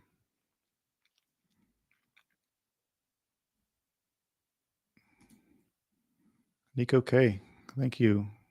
Shabbat Shalom from Finland. Wow, it's probably already um, Shabbat in Finland. So good. Yeah, good Shabbos. And Shabbat Shalom in Finland. Yeah, Jared. Yeah, this is a whole interesting question: is how Philo really influenced early Christianity. In fact, it's not just that Philo influenced early Christianity; is that the only reason why Philo exists is because early Christianity leaned so hard on him that he kind of got baptized. Um, I think that if it were not for the early Christians who really leaned hard on Philo's metaphysics, his theory of the logos, his hermeneutics, and other kind of stuff, he would have because Jews didn't preserve him. Jews never preserved Philo. They weren't interested. That project was never interesting to at least the folks who were developing rabbinical Judaism. But Christians are really interested in Philo. And I think that we can thank Christianity for saving Philo and the Maccabees too. By the way, the Maccabees would have not have been preserved if it were not for Christians. The rabbis were deeply antagonistic to the Rambo style Judaism that had just caused unimaginable suffering in the term of the Great Revolt and the Bar Kokhba rebellion. The rabbis were happy to forget about the Maccabees, with the exception of the Hanukkah thing, the miracle mostly, not the rest. But it's Christians that preserved the Maccabees, Christians that preserved Philo. So early Christians should be really thought of as stewards for Jewish literature that was increasingly disposable to the development of rabbinical Judaism. And Philo and the Maccabees and other kinds of literature are important important versions of that.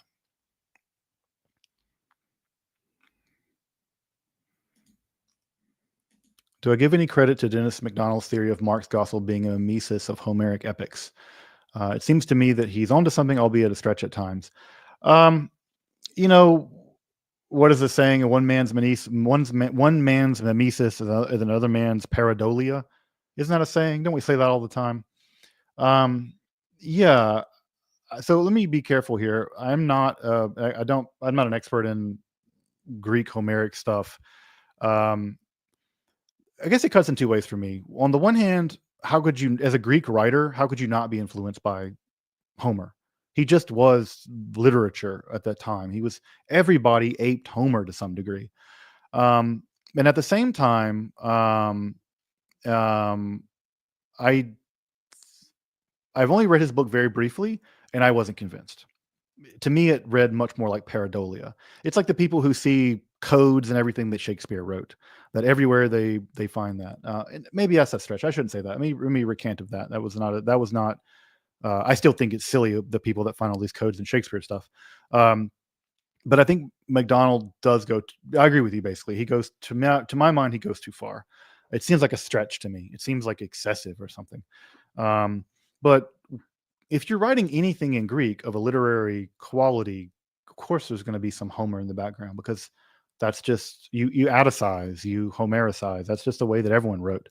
So I can't say that I'm terribly convinced by it, but also I have to be very careful here and say I'm also maybe not learned in that material such that I can have an opinion that is worthwhile. So let me also put a caveat there and say um, I'm not learned enough maybe that my opinion is worth much.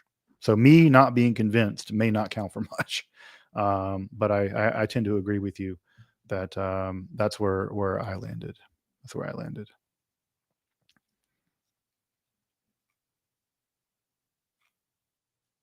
All right. Do you subscribe to any mythicist views of any kind? No. No, I think Jesus was a real person. Yeah, I think he was a real person as much as Bar Kokhba was a real person. Yeah, I don't think that. Um, I don't think that. I don't buy mythicism. Seems very unlikely to me. Very unlikely.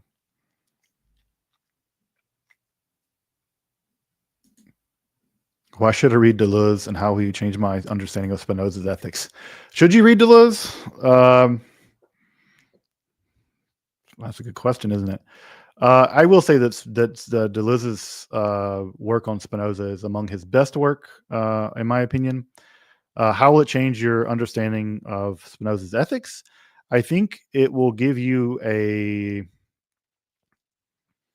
Spinoza's ethics can come across as cold and analytical, and Deleuze's understanding really lends a kind of vitalism and a kind of conation, right? Conatus, right? Where he builds he really builds the ethics on a foundation of conatus and sort of a vitalistic understanding of Deleuze, where it's all about sort of power and vitalism and stuff like that. And so it's a much more I don't know, alive, living, breathing Spinoza.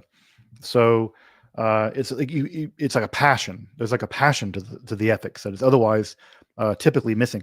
Also, Deleuze does really great stuff with a lot of the lesser known sections, the lemma and the scholia, that be found in the ethics as well. And I think the way that Deleuze uses those, what are basically asides on the part of Spinoza, and the asides are quite interesting and quite revealing. And he uses those asides to reread the ethics in a way that I think is creative and interesting, and not in the sort of classical misreadings that Deleuze typically does. Like I think the way he reads Leibniz is misreading Leibniz. I think the way he reads some of these guys really misreads them, and he admits to that. But I think he does read something novel into Spinoza that I do think was underappreciated or missed or something like that. So, is that me endorsing you reading Deleuze and Spinoza? It probably is. It probably is.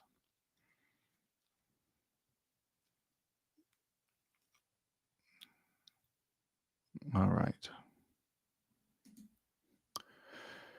When do you start an OnlyFans where you suggestively open ancient scrolls? This is the real question. At Macryo, you've asked the most important question here in the whole chat, is when do I start an OnlyFans? That everything is commentary to that question in life, folks. The most important question in your life is, when will you start your OnlyFans? And everything else is a commentary to the answer to that question.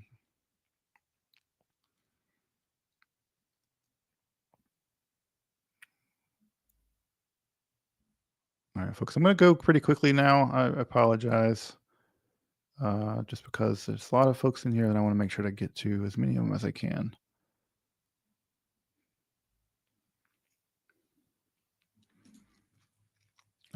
Yep, Christopher, you're planning on doing an episode on early Mormonism. What's the update? The update is the book's on the pile. I just got to get around. I got to find a way to read that whole book and some other stuff I need to read about Joseph Smith. Maybe what I'll do is I'll plan it around my trip to Salt Lake next year. Whenever the big temple in Salt Lake is going to get open, so that I can go in there and I can see it before it gets consecrated. So maybe I'll plan it around maybe a couple episodes on the LDS church and sort of more LDS esotericism, the esoteric origins of the LDS Church or something like that, around the time that I get to visit um, the big temple in Salt Lake. So maybe then, maybe that's too far away though, because they've been saying that thing is going to be ready for a while, and they seem to kick the can down the road a good bit.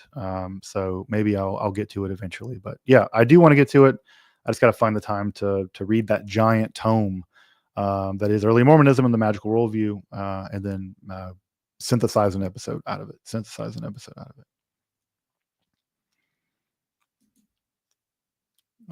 In your opinion, why does Kabbalah and Gnosticism share so many parallel ideas, being almost 1,000 years apart? I guess it depends on what you mean by Gnosticism. Gnosticism is a big word; it contains a lot of different things in it. Early Kabbalah had some dualistic elements, and I think that when you assume metaphysical dualism, you create a bunch of similar, isomorphically similar things. Another way of putting it is homology does not indicate genetics.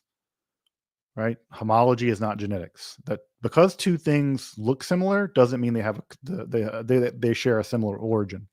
And so I think that you can have things that are structurally homologous because you have, Platonism as the driving engine to all of Western theology and Western intellectual growth, and because that's the driving engine underneath everything, there's going to be everything is going to have these similar kind of structural homologies. But that doesn't mean that Gnosticism and Kabbalah are actually genetically linked outside of being linked to Platonism, for instance. So I think we have to be very careful about those links. And I think that people like Gershom Scholem were not very careful about that. They just straight up called it Gnosticism. And I think I think it was not the best move intellectually on the part of Gershom Scholem. And God forbid I say a lot of negative things about Gershom Scholem, but look, we have scholarship goes on, but I think it was a mistake. I think it was, I think it was, I don't know if lazy is the right word, but it was a bad move. And now we're paying the price for it.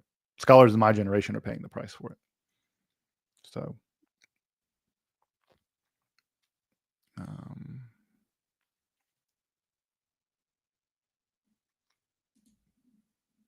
do I think that Bereshit is inspired from NRK, the Greek? No, NRK is just a translation from Bereshit. I think that I think that John is conjuring to mind that kind of creation language. But I think that the inspiration goes the other way.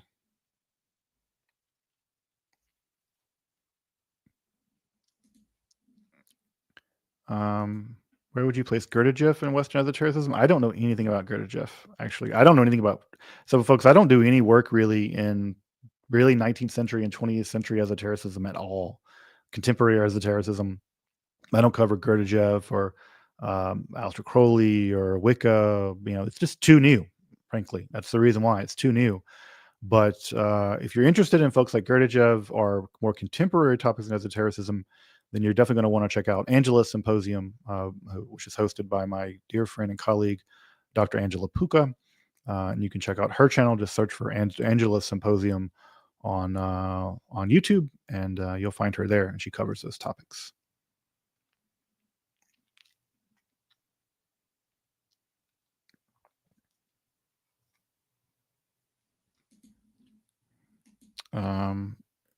You also like to challenge the Lurians. Do I challenge the folks who are the Lurianic Kabbalists? I don't think they care. So it's just a question of a philosophy and aesthetics when it comes to this. So Itzhak Luria's form of the Kabbalah is now the dominant form of Kabbalah. In fact, when you say Kabbalah, you just mean Itzhak Luria's Kabbalah. I don't like Lurianic Kabbalah. I like Cordovero's Kabbalah as it's laid out in the Parties from a Meme. I like it better just because I think it's more systematically coherent. I think it's philosophically more rigorous. I think it's more true to the Zohar, actually. And so, insofar as those things matter to you, then you might like Cordovero's Kabbalah better than that of Luria. Now, if you listen to the Lurianic people, they'll tell you that Lurianic Kabbalah includes Moshe Cordovero's Kabbalah, that that Lurianic Kabbalah operates at a different level of reality than Cordovero's does, or something. I don't know that makes any sense, or whatever sense it makes. But I find, from an intellectual point of view, I find the Lurianic or the Court of Varen Kabbalah to be more intellectually rigorous. But I don't have a dog in the fight because I'm not a Kabbalist. So I don't. Again, this is a preference I have that's born out of just my own preferences, intellectual preferences, aesthetic preferences, but they're not born out of a mystical preference, because I'm not a mystic, and therefore I don't have any mystical preferences whatsoever. So.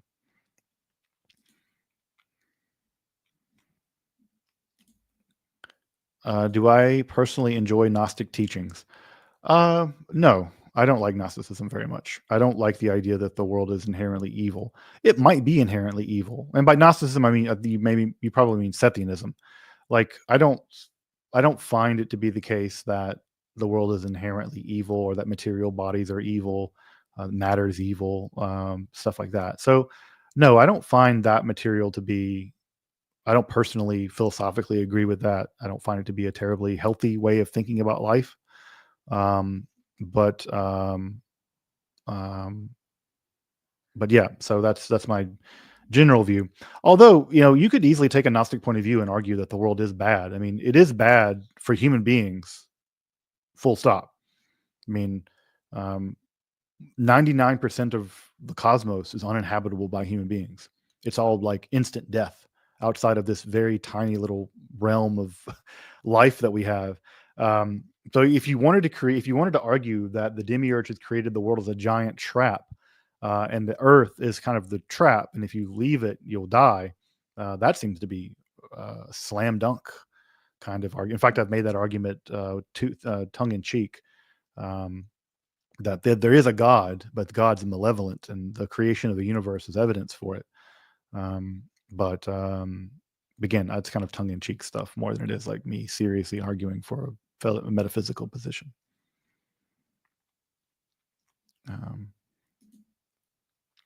Um, am I moving? No, I'm just renovating. Just renovating. Who would I rather smoke a blunt with, Cornelius Agrippa or John D? Neither. I've never smoked anything in my life, and I find that every time I try any version of THC, it makes me think I'm going to die. So maybe the better question is like, what I want to have a drink with, or what I want to like um, take 4-ACO DMT with. Um, I think Agrippa. I think Agrippa more than D. Yeah, I think Agrippa more than D. I think D would just want to like talk about math for like 5 hours or something. I think Agrippa would be philosophically more interesting. Oh, nice, Andrew. Andrew's been a big supporter of my work, and an even bigger supporter of Angela. Oh, nice, a copy of the Isabella Cortese translation. I'd love to see it. Thank you, Andrew. That's very kind of you. Absolutely would love to see it. Thank you. Andrew's good people, folks. Andrew's one of those people that you just meet online and you get to meet him. I've never met you in person, Andrew, but you're just like, this is a good person. This guy's like doing just selfless good stuff for people. So I really want to give you some kudos, especially for all the work you do behind the scenes over at Angela's Symposium. Yeah, I really appreciate you, Andrew. Which historical occultist or esoteric practitioner would be the best Dungeons and Dragons DM? Giordano Bruno. That's who. Bruno. Bruno would be absolutely great, because he would be like all this bravado, and he would be the greatest storyteller, and it would just be like the rules would be crazy. Yeah, you wouldn't want to play with John D. John D's like the Pathfinder DM with all the rules and all the math. But no, Bruno would take you on a journey that would blow your mind. I don't doubt it. Yeah, definitely Giordano Bruno. Definitely. Be a good dream guest for an interview. I'd love to sit down with Irving Finkel. He's great. There's a lot of people that I just need to get the time to do it. I would love to sit down and really have a long form discussion with Professor Wout Hanegraaff, who's a teacher of mine, a man who I respect as an intellectual hero of mine. I'd love to just sit down with him for like hours and just pick his brain about esotericism and his life journey and his professional work and everything. So he would be someone I'd really love to talk to at length, at really a long form interview. There's a lot of people. There's a lot of people out there that I would love to chat with. I think if someone is specifically coming to mind, of course, a lot of historical characters and stuff, but yeah, a lot of people. I'm glad you like my episode on Petosiris. If you're interested in more Petosiris stuff, I put some links in the description for some books, additional books. But I'll be honest with you, there's not a lot out there. It's Petosiris stuff is pretty. The scholarship around him is very much in the beginning, so there's not a ton out there.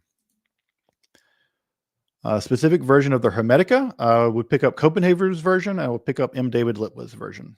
I would pick up M. David Litwa's and Copenhagen's. Those would be the two that I would pick up.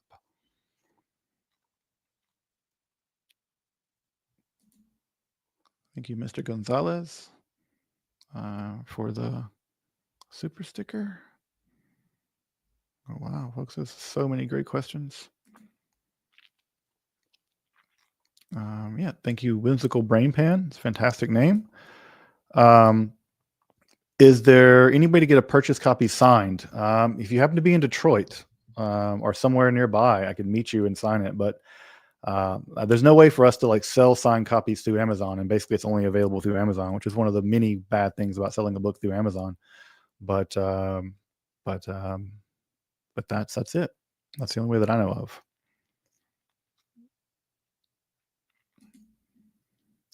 Have I ever read Demonology and Devil Lore, 1879? No, I've never read this book. I'll pull it up and take a look at it when I get some time. Yep, I'll take a look at it.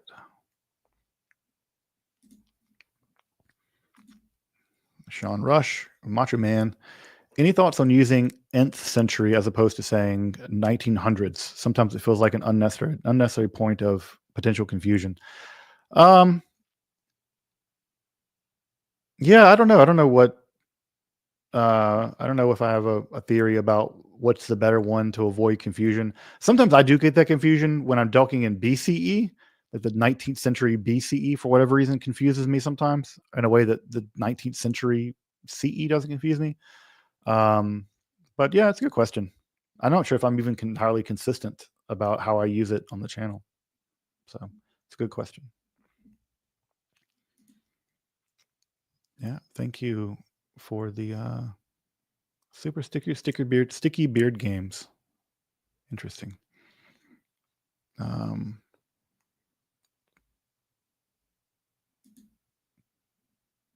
Oh, John Smith, super chat for a Techianik. Hey, Techianik. It's the congregation that my wife is rabbi of. So absolutely, I'll throw you in the pile. Good to see you.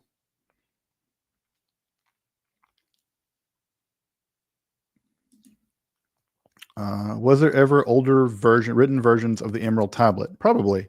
I tend to be of the belief that the Arabic versions of the Emerald Tablet that we have is probably a translation from an older text, maybe Syriac, maybe Greek. But yeah, I tend to think that it was probably from an older text, but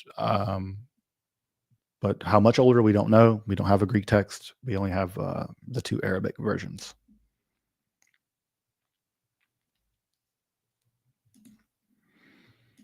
Anything like your Agrippa content in the works? Yeah, I'm going to be teaching a class on Merkava mysticism, and that'll be coming sometime, I don't know, May, June. I'm not sure. But yes, there is a whole new seminar in the works,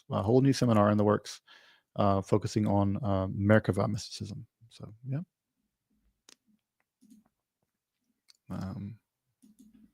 Thank you, Ashley. My husband and I love this channel and often have some fun conversations discussing your topics. I'm glad. I'm glad if I'm fostering fun conversation between married people, then I am doing good in this world. I'm doing good in this world. So, yeah, I appreciate the super sticker and wish you guys the best. Um,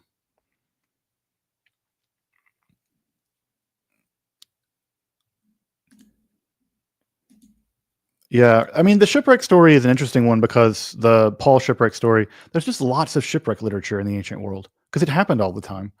Um, there's Egyptian shipwreck literature. That's clearly not ripping off Homer. At least I don't think it was. I think this is one of these places where it's difficult to say for sure that it's mimesis. I'm not convinced. But yeah, there's just a lot of these versions, a lot of this kind of stuff out there.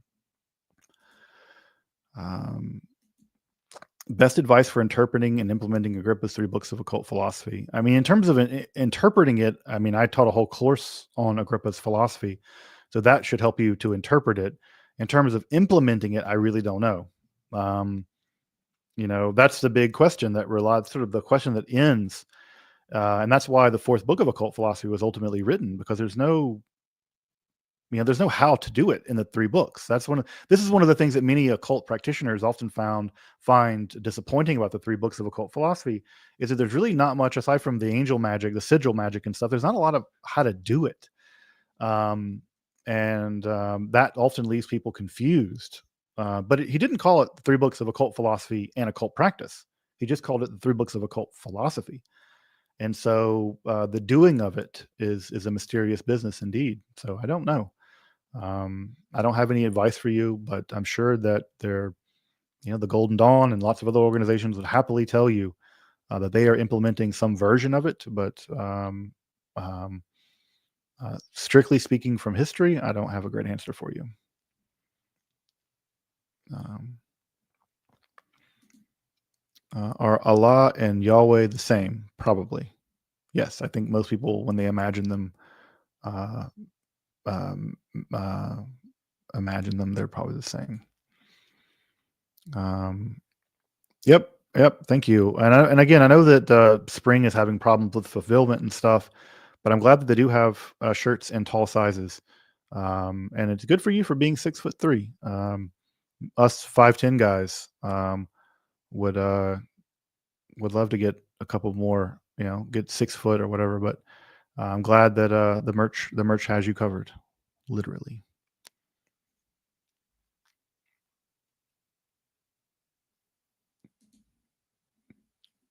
Count Johann Ferdinand von Kufstein, who sounds like a Wolfenstein 3D villain, created 10 homunculi in 1775. Interesting. I have never heard of this guy. I'll have to look this guy up. Um, I will look this up. Fascinating. Fascinating.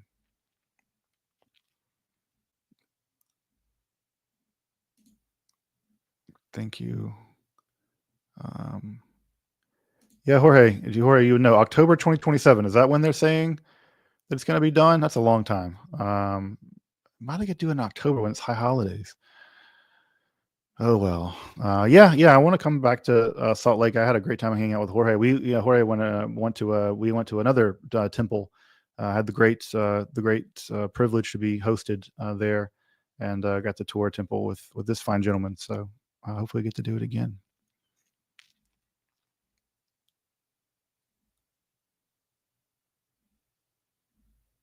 All right. What are my views on anthroposophy and Rudolf Steiner? I just don't have any opinions. I've never read them, so I don't know anything about anthroposophy, and I've never read anything by Rudolf Steiner. Again, this is more like 20th century stuff, and I don't really work on 20th century stuff, so I don't have much in the way of knowledge about these topics. What do I think is the most likely to happen to the mind after death? I'm not sure we have minds while we're alive. I tend to be on the eliminativist philosophical position when it comes to the question of the mind.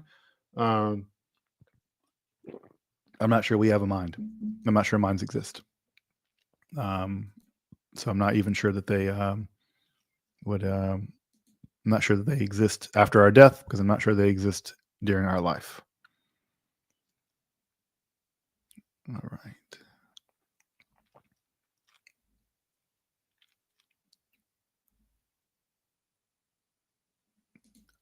Yes, Lucas, there will be more videos on making potions, like I did with the alchemical cure for melancholy. In fact, I have one pulled up right now. I have the mountain rose herbs pulled up. I just need to, I've added all the stuff to my cart. I just need to buy it all. So yes, literally, I have it in my cart, buying the herbs that will go into the next one. Um, so, um, so absolutely, that's also coming.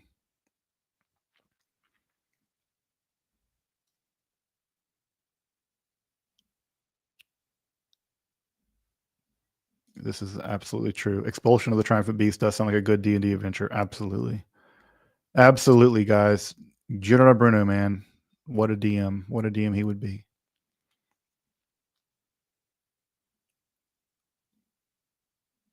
All right.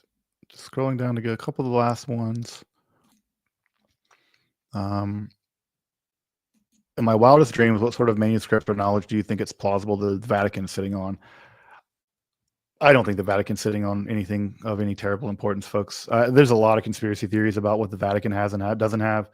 Um, there might be some minor treaties on magic and stuff the Inquisition picked up, but uh, the Vatican's just not sitting on, you know, Jesus's notebook or the Gospel of Thomas Part 2 or something. Like it's just like folks really folks overestimate just what the Vatican archives have in them, and you know how secretive they are. And I've said this before.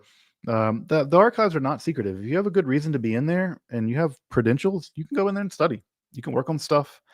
There's a part of me that just wants to go in there and just like do a live stream from there, just to show people like I'm in the Vatican archives. Um, but I don't think they're sitting on anything that's going to be um, ground changing. You know, they were not going to get a copy of the Book of Enoch in Aramaic or something like that. I don't think that's going to be happening. So, yeah, I know it sounds deflationary, but I don't think the Vatican's hiding a bunch of stuff from us in the way that sometimes people think they are. Frankly, I'm not even sure that the Vatican even knows what they have half the time. So thank you for the love all the way from Zimbabwe. What amazing culture. Great Zimbabwe is one of the great ancient civilizations, and Zimbabwe is a wonderful country. So yeah, thank you for the love from the motherland. Schmaltz or no? Yeah.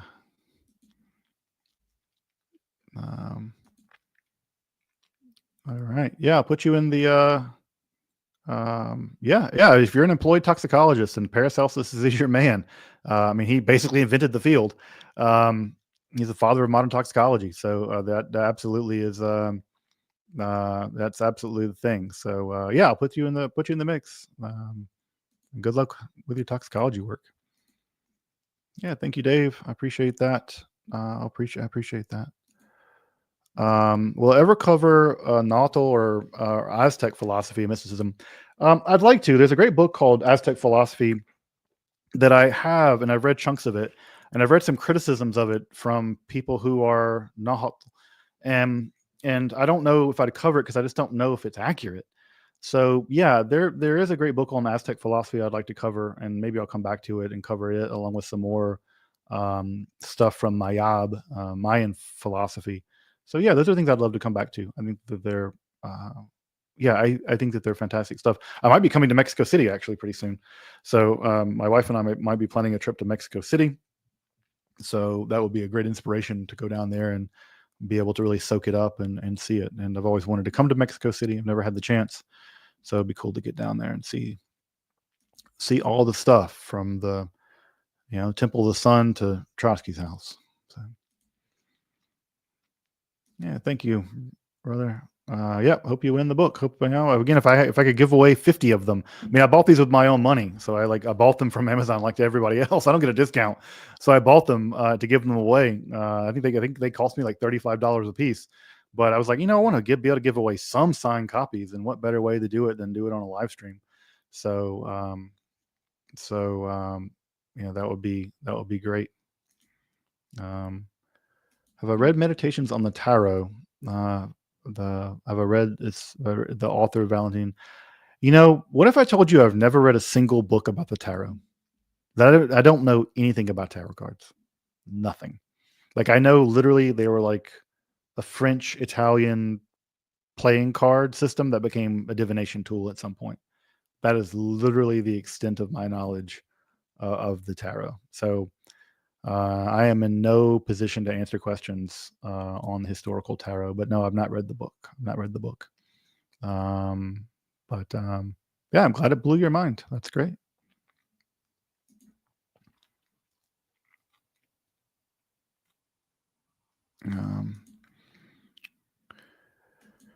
I don't think Neil from Gnostic Informant claims the Septuagint was written before the Hebrew books, but I think that that claim is nonsense. I mean, it's just silly, laughably silly. So yeah, so I don't think Neil believes that, but the people that do, it's just eye-rollingly bad. In terms of intellectually silly. How's my brother doing? That's a good question. Jonathan, my brother, I was just talking to him just earlier today. I think he's doing well. Yeah, I should check in with him, but I think he's doing well. He and I were talking the other day. I got to go on a helicopter yesterday with my mother-in-law, of all people. Now, my wife got me a helicopter trip around downtown Detroit, and so I was talking to him about going on the helicopter. It was a lot of fun. I don't know. I love flying. I'd love to be able to like fly a helicopter, or a small plane or something. I think it'll be really a lot of fun. But yeah, I think he's doing well. How about an episode on Pythagoreanism? Pops up in Leibniz and Spinoza and Schopenhauer. Yeah, the religion. Well, Let's Talk Religion did an episode on Pythagoreanism. I think I might do a deep dive into some elements of Pythagoreanism. So that's probably coming down the pike in the future, but probably not an episode on Pythagoreanism in a general way. I think I might do episodes on individual Pythagoreans. Like, I want to do an episode on Numenius. So I think that's more of the way that I'll tackle it than doing an overall version of that. So. Yep, I will do a demiurge part 5. Part 5 is going to be the demiurge in the Hermetica, the Hermetic demiurge. So, yep, there will be a part 5. I don't know when I'll do it, but it will happen. No, the Vatican's definitely not in possession of anything at Alexandria that wasn't burned. By the time the Vatican existed at all, the Library of Alexandria was already a memory. So, no, there's nothing. It's very unlikely that anything from the Library of Alexandria survives. In fact, the only document claimed to have survived is a single piece of papyrus from the what's it called?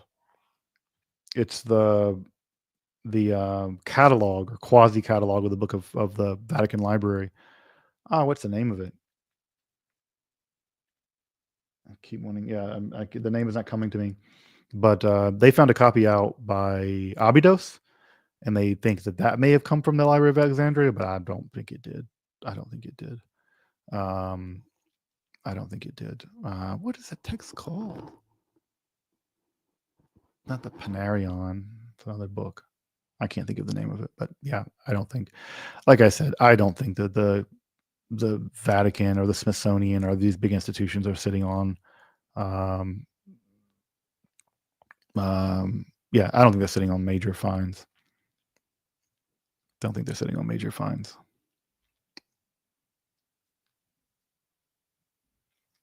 All right, let's get a couple more.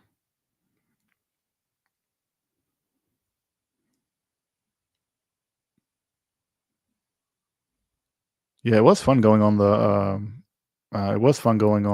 to the helicopter. That was a lot of fun. I don't know. I love helicopters and stuff like that. There's a great meme that shows like a 5-year-old pointing at a helicopter, and then it shows a 40-year-old pointing at a helicopter. That's me. Like, I love helicopters. They just don't seem like they should work. like it seems like magic that this thing's like you can just like lift off the ground and fly through the heavens. They're just absolutely crazy. So I think this is so neat. Ashley, if you're going to be in Detroit, the one place I would recommend eating is Yemen Cafe over in Hamtramck, which is actually not in Detroit proper. It's just one little town over. It's actually in a town all the way surrounded by Detroit. Yemen Cafe has some of my favorite food. It's Yemeni food, which is great. I love it. The fish galaba, highly recommended. Fish galaba. So that's what I would do if I were you.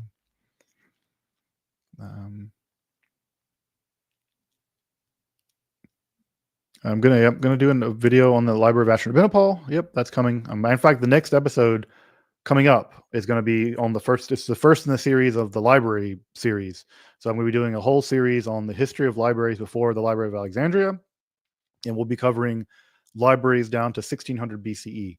So we'll be covering the first Sumerian libraries, the first Egyptian libraries, and the first Babylonian, Akkadian libraries. So that'll be the first episode coming out next week. With the help of heaven. With the help of heaven. So that'll be coming out soon. Thank you, Don. Thank you, Don, for that. All right.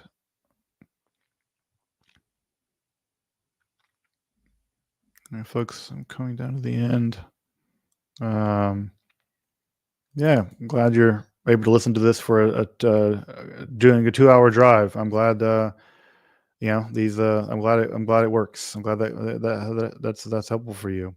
The Penakes, yes, the Penakes by Callimachus. I don't know why I couldn't think of that. It's probably just because I'm on a 2-hour live stream and my mind is my life is, my brain is going out. So at any rate, folks, I'm going to sign off. We've been on for a couple of hours. Again, if you want to win your own signed copy of Invisibilia Dei, the book translated by Dr. Anna Trell with an introduction from me and my comments as well. Hit me up on, share Esoterica on the socials, support us on Patreon, do a PayPal, whatever, leave a comment, whatever you want. I'm not going to get picky about it. I just, I'm happy to give these books away, and I thought it'd be a fun way to be able to at least get some signed copies into folks' hands. And a little way of raising a little money for the channel. So, all right, everybody, I'm going to go get ready for Shabbos, during Pesach. So eat some more matzah, Baruch Hashem. I'll see folks next week for ancient libraries. We're going to really dive into to ancient libraries. I'm really looking forward to it, and I think it'll be a cool little series. So, but other than that, folks, I really appreciate all of you. Appreciate the time you take to hang out with me. Appreciate your questions. Appreciate your support of the channel, and looking forward to hanging out again. So until next time, you guys take care of yourselves. If you observe the Shabbat, if you observe Shabbos, I hope you have a wonderful Shabbat. And if you don't observe Shabbat, I hope that you find a way to take care of yourself, take some time for yourself, and go easy on yourself because you deserve it. So, all right, that said, folks, I'll see you next time, and you guys have a great night. Take care.